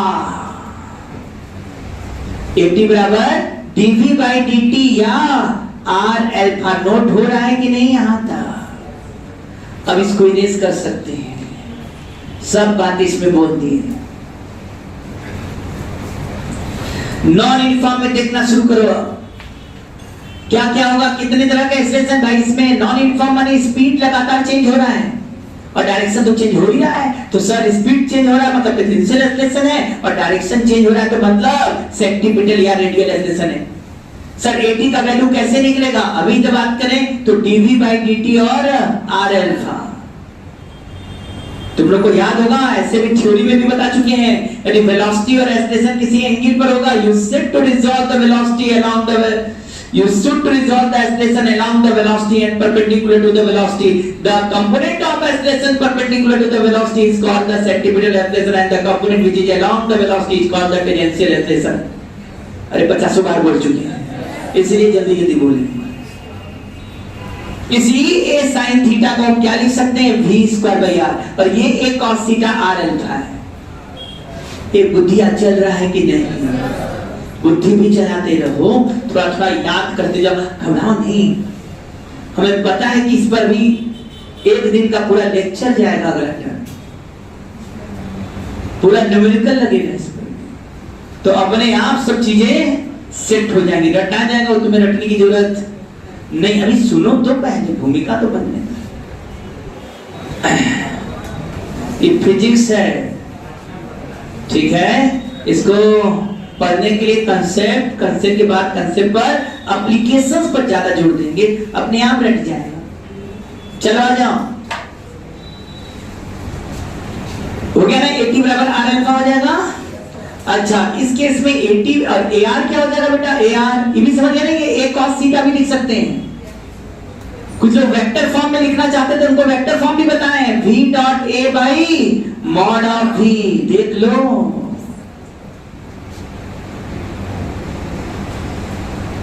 चले। सेंटीमीटर एक्सलेशन क्या होता है? v स्क्वायर बाई r या r ओमेगा स्क्वायर। सर ये भी सही है, इसमें तो मैग्नीट्यूड भी चेंज होगा और डायरेक्शन भी चेंज होगा, क्योंकि ओमेगा और v का वैल्यू लगातार चेंज हो रहा है। तो इसमें तो सर मैग्नीट्यूड और डायरेक्शन दोनों चेंज होगा। सर इसको भी वेक्टर के फॉर्म में लिखना होगा, तो ये a sin थीटा है, और इसको लिखा है तो mod of v cross a upon mod v। ये देखो ना, मॉड v क्रॉस माने v है sin थीटा, अपॉन v करोगे तो कट जाएगा। यदि वेलोसिटी एक्सेलरेशन वेक्टर फॉर्म में दिया है और तुमसे कहे भाई निकालो सेंटीमीटर एक्सेलरेशन, तो vector v cross a upon का मॉड निकाल लो और फिर अपॉन मॉड v कर दो, तो सेंटीमीटर एक्सेलरेशन आ जाएगा। ये आ रहा है कि नहीं समझ में? सब बात सब पढ़े थे ना? आ जाइए, ये भी हो गया काम खत्म। अच्छा, इसमें क्या काइनेटिक एनर्जी कांस्टेंट होगा? काइनेटिक एनर्जी चेंज होगा। तो इसमें कभी भी नेट वर्क डन निकालना होगा तो बस केवल भाई स्पीड चेंज हो रहा है, स्पीड चेंज होगा तो सर काइनेटिक एनर्जी चेंज होगा। अरे वैसे भी ओमेगा भी चेंज हो रहा है, ओमेगा चेंज हो रहा है तो स्पीड चेंज, अरे v बराबर r ओमेगा होता है, तो ओमेगा चेंज तो v चेंज। तो हम बड़े आराम से कर सकते हैं, यहाँ काइनेटिक एनर्जी चेंज होगा तो वर्क डन निकालना होगा, तो चेंज इन काइनेटिक एनर्जी, यहाँ वर्क डन 0 नहीं होगा, वर्क डन आएगा। जहां स्पीड वेरिएबल दिया तो बस तुम देखना कहां से कहां तक का वर्क पूछा है, वहां का काइनेटिक एनर्जी और इधर का काइनेटिक एनर्जी निकाल लेना, काइनेटिक एनर्जी निकालना, स्पीड निकाल लेना, और फिर half m v2 square minus v1 square कर दो, निकल कर आ जाएगा work done. Power, power p बराबर क्या बोला गया था? जल्दी से बताओ, पावर p बराबर dw बाई dt, और यही हो गया dk बाई dt, और f डॉट v पढ़ा चुके हैं, और इसको लिख सकते हैं ft इंटू v। इस केस में पावर आएगा तो इस केस में टेंजेंशियल फोर्स है, अरे टेंजेंशियल फोर्स है तो पावर भी आ रहा है। इस केस में पावर रहेगा और कहोगे पावर ft इंटू v। क्या पहले इतना काम हो गया? इसका मतलब इस केस में क्या एक्सीलरेशन, एक बात और ध्यान देना, इस केस में नॉन यूनिफॉर्म सर्कुलर में VA के से 90 डिग्री से कम एंगल भी बना सकता है और VA से 90 डिग्री से ज्यादा एंगल भी बना सकता है। यदि V और A के बीच का एंगल ऑब्ट्यूज है तो कहोगे स्पीड बढ़ेगा, क्योंकि A का कंप्लीट वेलोसिटी के डायरेक्शन में आएगा। सॉरी एक्यूट है, यदि V और A के बीच का एंगल एक्यूट है, 90 से कम है, एक्यूट है, तो स्पीड बढ़ेगा, और V और A के बीच का एंगल यदि 90 से ज्यादा है, ऑब्ट्यूज है, हिंदी वाले अधिक कोण है, तो स्पीड घटेगा, क्योंकि A का कंपोनेंट जब वेलोसिटी की इधर तोड़ोगे टेंजेंशियल एक्सेलरेशन, तो वह टेंजेंशियल एक्सेलरेशन वेलोसिटी के डायरेक्शन के अपोजिट आने वाला है। इसलिए यहां पर A cos थीटा इधर, A sin थीटा, ये स्पीड घटा रहा है और ये स्पीड बढ़ा रहा है। इसका मतलब है, और जब VA के हमेशा परपेंडिकुलर था तो सर वो तो यूनिफॉर्म सर्कुलर मोशन था, तो VA के हमेशा परपेंडिकुलर है तो स्पीड कांस्टेंट है। V और A के बीच का एंगल 90 से कम एक्यूट है तो स्पीड लगातार बढ़ रहा है, और V और A के बीच का एंगल यदि ऑब्ट्यूज है तो स्पीड लगातार घट रहा है। नोट किया? अरे नोट हुआ कि नहीं आता? आ जाइए नॉन यूनिफॉर्म सर्कुलर मोशन, थोड़ा मेहनत बढ़ाइए और पढ़ाई का आदत बढ़ाइए। भाई पढ़ना है तो मेहनत तो करना पड़ेगा, और सभी स्टूडेंट को याद रखो ये हल्के मेहनत से काम नहीं होगा, ठीक है? लड़ना सीखो, अपने से दिख रहा है। कितना घंटा बैठने का आदत है बता? आओ चलो बाद में हम चेक कर लेंगे कुछ दिनों के बाद, ठीक है? अब बड़ी तेजी से 12th वालों का सिलेबस खींच रहे हैं, मतलब जहां 12th खाली आ जाओ, फिर तब बातचीत होगी। रेडी हो ना? आ जाओ। बोलते हो ना पढ़ने आए हैं, तो अभी तो पढ़ाई शुरू का हुआ है, अभी चलिए।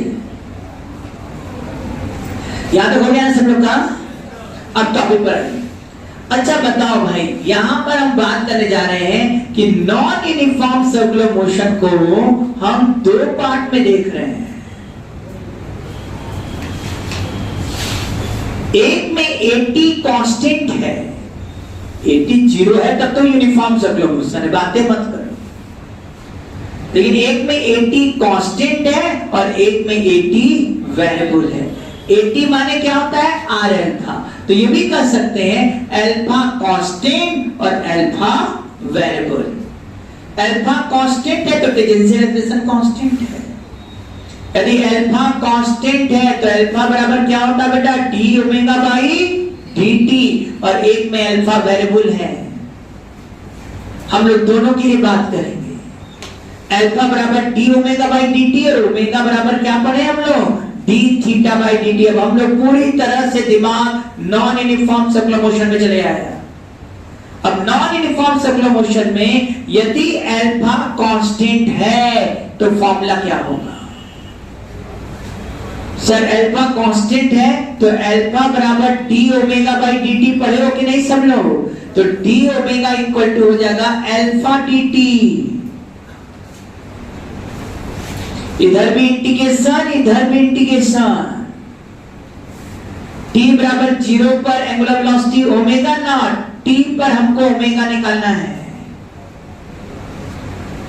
यदि अल्फा कांस्टेंट है तो क्या ये इंटीग्रेशन के बाहर आएगा कि नहीं? इंटीग्रेशन के बाहर आया तो अल्फा बाहर, और dt का इंटीग्रेशन क्या आ जाएगा? t। लिमिट रख दिया t माइनस 0t, और इधर डी ओमेगा होगा, ओमेगा लिमिट रखो ओमेगा माइनस ओमेगा नॉट। क्या तुम लोग को दिख रहा है?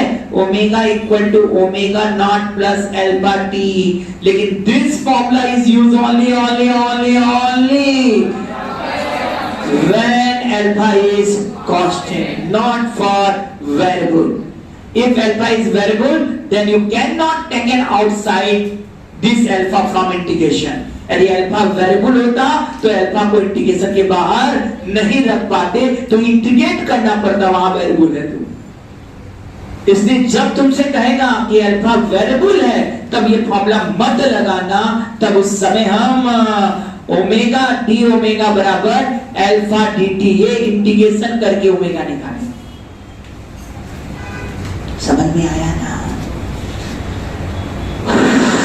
यदि अल्फा कांस्टेंट है तब ये फॉर्मूला लगेगा ओमेगा बराबर ओमेगा नॉट प्लस एल। एकदम सेम मिलता जुलता है। v बराबर u प्लस at से u इनिशियल वेलोसिटी, यहाँ omega naught initial angular velocity, वहां a एक्सेलरेशन, यहाँ अल्फा टेंजेंशियल एक्सेलरेशन। जगह इंसान हो सब लोग? अरे जगो भाई, इतना हो गया ना? अच्छा अच्छा अच्छा। यदि omega equal to omega naught alpha T है तो क्या ओमेगा बराबर टी थीटा बाई dt होगा कि नहीं? अब अल्फा कांस्टेंट है, थीटा के बारे में भी बात कर लो, थीटा है, बताओ ये dt है ना, ये dt उधर फेंको,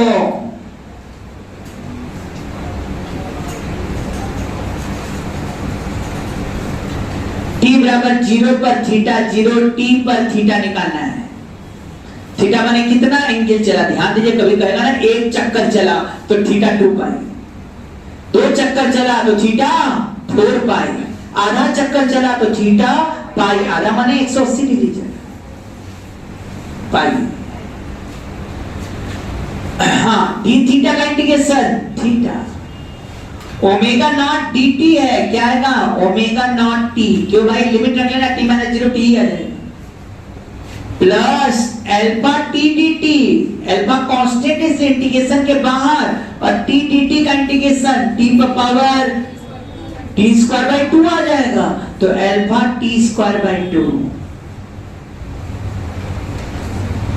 यहां से इंटीग्रेशन कर लो बेटा, 2 पार्ट हमने, एक पार्ट स्टेप खा गए, एक स्टेप लिख लो, और क्या, omega naught dt plus alpha बाहर t dt, t dt का इंटीग्रेशन t स्क्वायर बाय 2 आ जाएगा।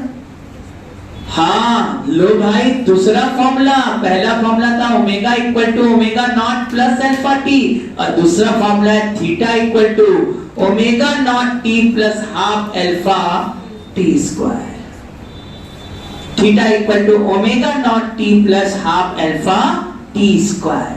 क्या 2 फॉर्मूले हो गए कि नहीं, सबने कर लिया? अच्छा एक बात ध्यान देना, एक और फॉर्मूला सेट करो, अल्फा बराबर D omega by D T है, सर ये तब लगाए जो omega is the function of T, मतलब ओमेगा टी के रूप में लिखा है, टी के फॉर्म में लिखा है, तो अल्फा बराबर D omega by D T.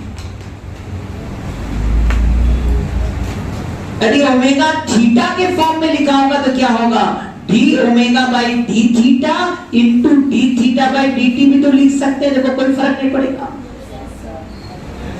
लेकिन मेरा काम हो गया, ये D theta by D T को हम लिख सकते हैं omega D omega by D theta. लो भाई, अल्फा बराबर क्या आ गया, omega D omega by D theta, एक फॉर्मूला और आ गया, मतलब आज के बाद अल्फा के 2 फॉर्मूला हम लिखेंगे, D omega by D T T के टर्म में, और थीटा के टर्म में omega D omega by D theta. शायद ऐसे ही एक्सप्रेशन में भी किए थे, ए बराबर डीवी बाई डी टी, और दूसरा फॉर्मूला था V DV by D S.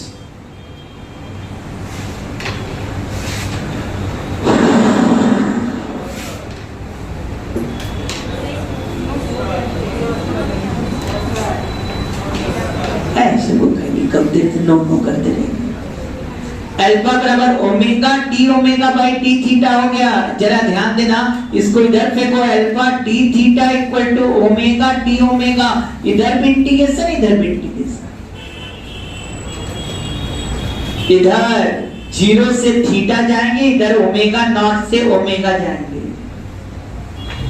Alpha constant है तो क्या अल्फा इंटीग्रेशन के बाहर कब के लिए बात कर रहे हैं, फिर अल्फा कांस्टेंट के लिए बात कर रहे हैं, अल्फा कांस्टेंट है तो इंटीग्रेशन के बाहर डी थीटा का integration, theta limit theta minus 0 theta, इधर omega D omega, omega square minus omega square by 2 आएगा बेटा, और लिमिट रख लो ना यहां से ओमेगा नॉट से ओमेगा, तो omega square minus omega naught square by 2। क्या ये 2 भाई साहब इधर आ जाएंगे, और बड़े अच्छे से omega square equal to omega naught square plus 2 alpha theta.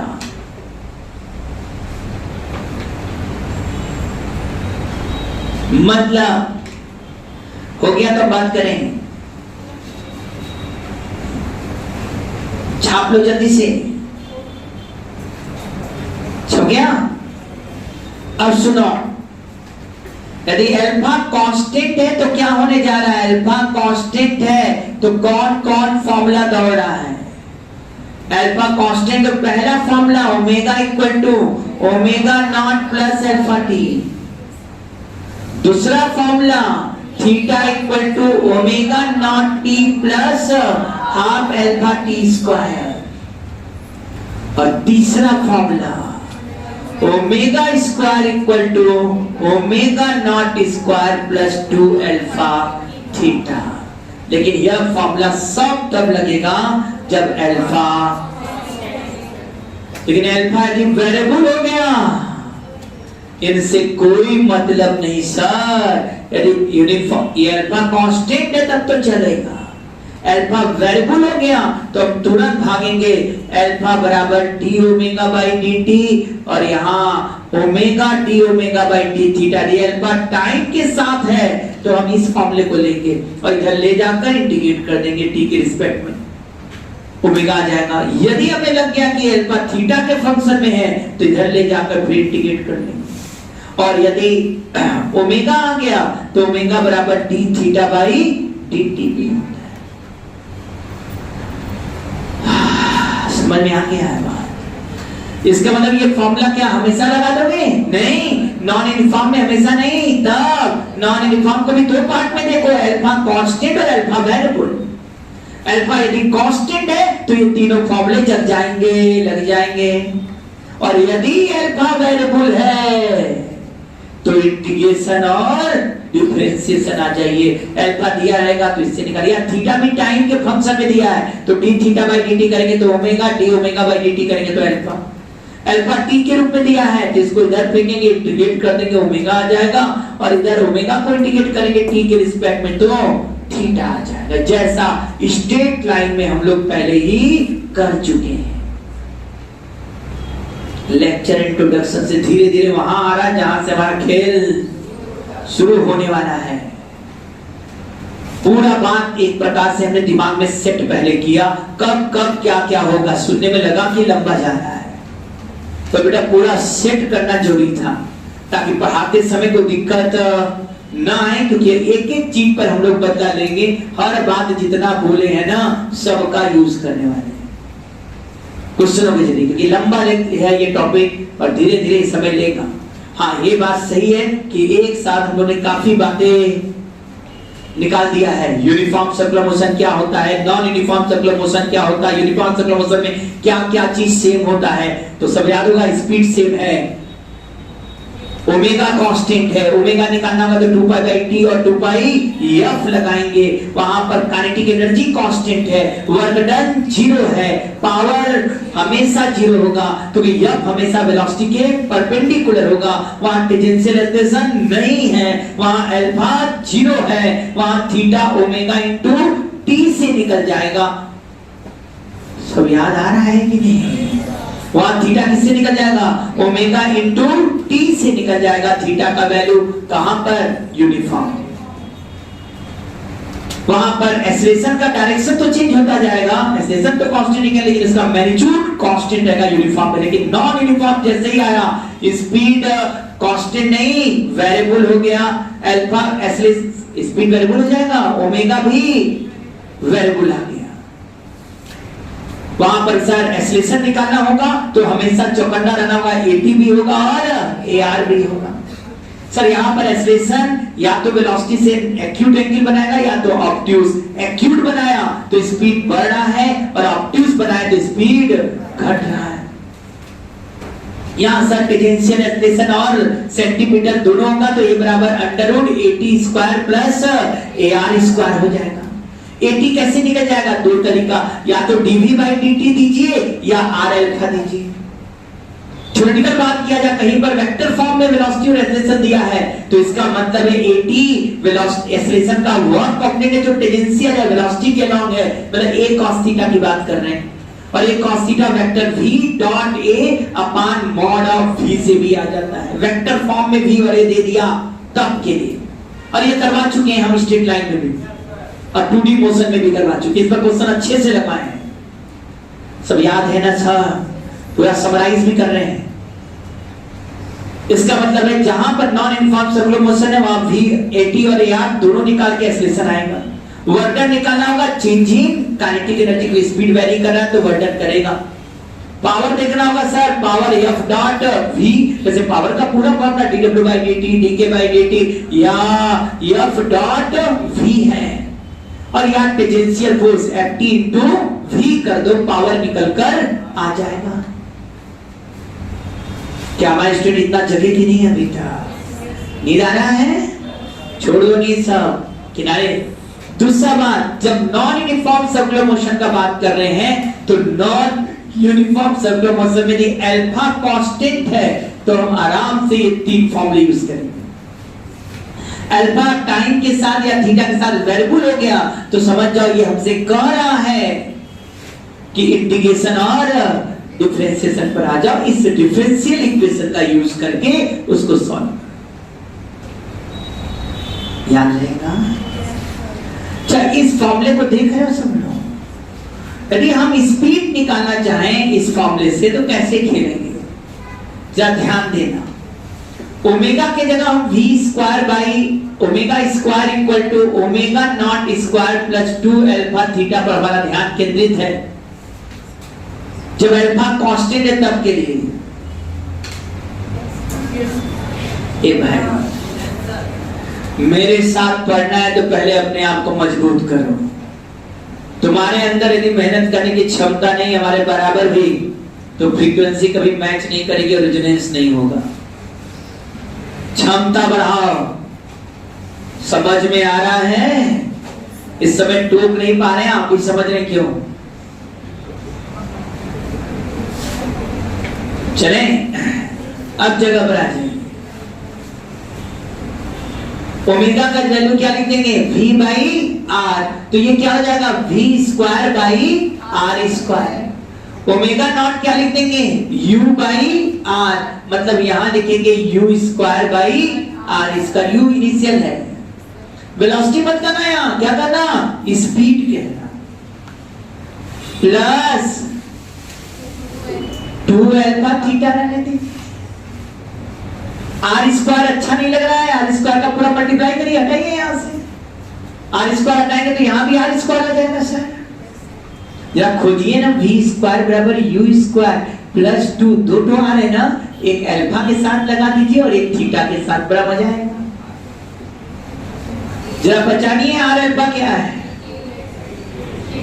v square equal to u square जगिए 280 है और आर थीटा आर्क है, पर angle equal to arc by radius. मतलब ये यस डिस्प्लेसमेंट मत कहना, ये यस डिस्टेंस का वर्ड है। This S is not displacement, this S is distance का वर्ड। डिस्टेंस का वर्ड माने समझ जाना भाई। यदि एक चक्कर चला तो 2 पाई आर, 2 चक्कर चला तो 4 पाई आर, 3 चक्कर चला तो 6 pi R. This is not displacement, this is distance. और ये कब लगेगा? जब 80 कांस्टेंट है। अल्फा कांस्टेंट होने का मतलब 80 कांस्टेंट है। इसका मतलब टेंजेंशियल एक्सलेशन कांस्टेंट है तो हम वो फॉर्मूले भी जगह लेंगे। v स्क्वायर बराबर u square plus 280 into s। लेकिन यहां पर s डिस्प्लेसमेंट नहीं है, डिस्टेंस का वर्ड। 80 यहां एक्सलेशन नहीं है, टेंजेंशियल एक्सलेशन है। डिस्टेंस का वर्ड समझ गए होंगे भाई। एक चक्कर लगा तो 2 पाई आर, 2 चक्कर लगा तो 4 पाई आर, आधा चक्कर लगा तो पाई आर, क्वार्टर पार्ट चला तो पाई आर बाई 2। सरकमफेरेंस निकाले। समझ में? आर्क जो है उसकी अलॉन्ग लेंथ निकालें। तो यस डिस्प्लेसमेंट नहीं, डिस्टेंस का वर्ड है। एक जगह है कि सोल है? जगह हो गए हो? जबरदस्ती आ जाओ। यहां पर देखो दूसरा बार, ये थीटा दिख रहा है ना, इसमें जरा पहचानो यहां पर थीटा को। यहां यदि r से मल्टीप्लाई कर दें हम तो बड़े अच्छे से यस आएगा। यस बराबर ut plus half 80 into T square कर सकते हैं। लेकिन ये यस डिस्प्लेसमेंट नहीं होगा, डिस्टेंस का वर्ड। u हो गया स्पीड, t हो गया time, half 80 tangential acceleration T square लगा सकते हैं। वो सभी फॉर्मूले जग रहे हैं, बस अंतर है कि वहां पर स्पीड लेंगे, एक्सलेशन की जगह टेंजेंशियल एक्सलेशन लेंगे, और डिस्प्लेसमेंट की जगह डिस्प्लेसमेंट नहीं डिस्टेंस कवर कर दीजिए। ये सब कब? जब 80 कांस्टेंट है तब। हो गया क्या? अब नॉन यूनिफॉर्म भी समझ में कुछ आया? इसको मिटा दे सब। क्या क्या बात आया अभी तक, रट जाए सब, एक बात हमने किया है इसमें। क्या बोला सबसे पहले किसका बात हुआ? नॉन यूनिफॉर्म सर्कुलर मोशन में स्पीड कांस्टेंट, ओमेगा कांस्टेंट नहीं है। यहाँ पर टेंजेंशियल एक्सेलरेशन भी काम करेगा और सेंटीमीटर भी करेगा। टेंजेंशियल का काम है स्पीड को चेंज करना और सेंटीमीटर का काम है डायरेक्शन को चेंज करना। यहाँ पर भी हमेशा एक्सेलरेशन हमेशा वेलोसिटी के परपेंडिकुलर नहीं बल्कि एंगल पर होगा, या तो एक्यूट या तो ऑब्ट्यूज। एक्यूट है तो स्पीड बढ़ेगा और ऑब्ट्यूज है तो स्पीड घटेगा। रटा रहा है कि नहीं सब बात? दूसरा बात कि भाई देखो टेंजेंशियल है ना, ए निकालना होगा तो under root AT square plus AR square. Force भी निकालना होगा तो ध्यान देना टेंजेंशियल फोर्स और सेंटीमीटर फोर्स निकालना पड़ेगा। सर इस केस में रिवर्टर निकालना है तो change in kinetic energy use करिएगा। पावर निकालना है निसंदेह F डॉट V, हम जानते हैं पावर का पूरा formula dW by dt, dk by dt और F डॉट V, लेकिन हमें तो दिखता है टेंजेंशियल फोर्स इनटू स्पीड कि F cos थीटा जो होगा वो टेंजेंशियल फोर्स है। तो F cos theta into V मतलब Ft into V tangential force into speed, जो कि इसमें टेंजेंशियल फोर्स होता है इसलिए पावर इसमें आएगा। सब याद रहेगा सर? हाँ, इसमें भी हमने अल्फा एज ए कांस्टेंट है तो ज्यादा मेहनत नहीं करेंगे, हम केवल फॉर्मूले का यूज कर लेंगे। टेंजेंशियल एक्सेलरेशन भी कांस्टेंट है, डायरेक्ट लगा लेंगे v स्क्वायर बराबर u स्क्वायर प्लस 2as, लेकिन वहां a टेंजेंशियल एक्सेलरेशन और s डिस्प्लेसमेंट नहीं, डिस्टेंस कवर्ड है। Distance covered equal to ut plus half at square भी लगा सकते हैं, लेकिन a क्या रहेगा? टेंजेंशियल एक्सेलरेशन रहेगा और u स्पीड रहेगा। लेकिन यह सब कब? जब टेंजेंशियल एक्सेलरेशन कांस्टेंट है, अल्फा कांस्टेंट है। तब अल्फा वेरिएबल हो गया तो सर हम लोग क्या करेंगे? अल्फा वेरिएबल हो गया तब तो d ओमेगा बताए थे अभी भी, अल्फा का दो formula d omega by dt और omega d omega by d theta. दूसरा ओमेगा बराबर d थीटा बाई dt। तीसरा बात, एक बात और ध्यान दो, टेंजेंशियल एक्सेलरेशन तुम लोगों ने dv by dt कहा है तो सही है, लेकिन इसको हम ये भी लिख सकते हैं dv by ds into ds by dt। Remember that ये टेंजेंशियल एक्सेलरेशन होगा v dv by ds। बस ये ध्यान देना ये s डिस्प्लेसमेंट नहीं डिस्टेंस कवर है इसमें। at बराबर जी v dv by ds लिखे हैं तो ये ds डिस्टेंस नहीं डिस्प्लेसमेंट है। डिस्प्लेसमेंट नहीं डिस्टेंस कवर्ड है, ये डिस्टेंस कवर्ड है, डिस्टेंस कवर्ड है इसमें। आया समझ में? क्लियर? नोट किया कि नहीं सब?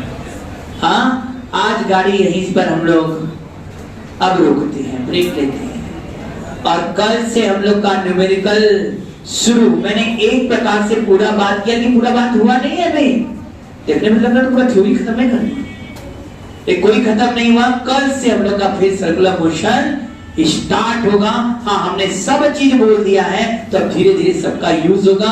कल पहले हम लोग कौन सा पढ़ेंगे? बात पहले हम लोग जो स्टार्ट करेंगे नहीं, पहले इक्वेशन बेस्ड खेल खेलेंगे, केवल इक्वेशन बेस्ड खेल खेलेंगे, नॉन यूनिफॉर्म सर्कुलर मोशन।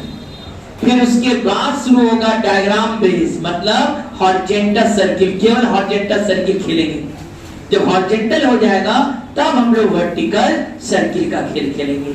मतलब अब कल से हम लोग का पूरी पढ़ाई शुरू, इतना आने के बाद।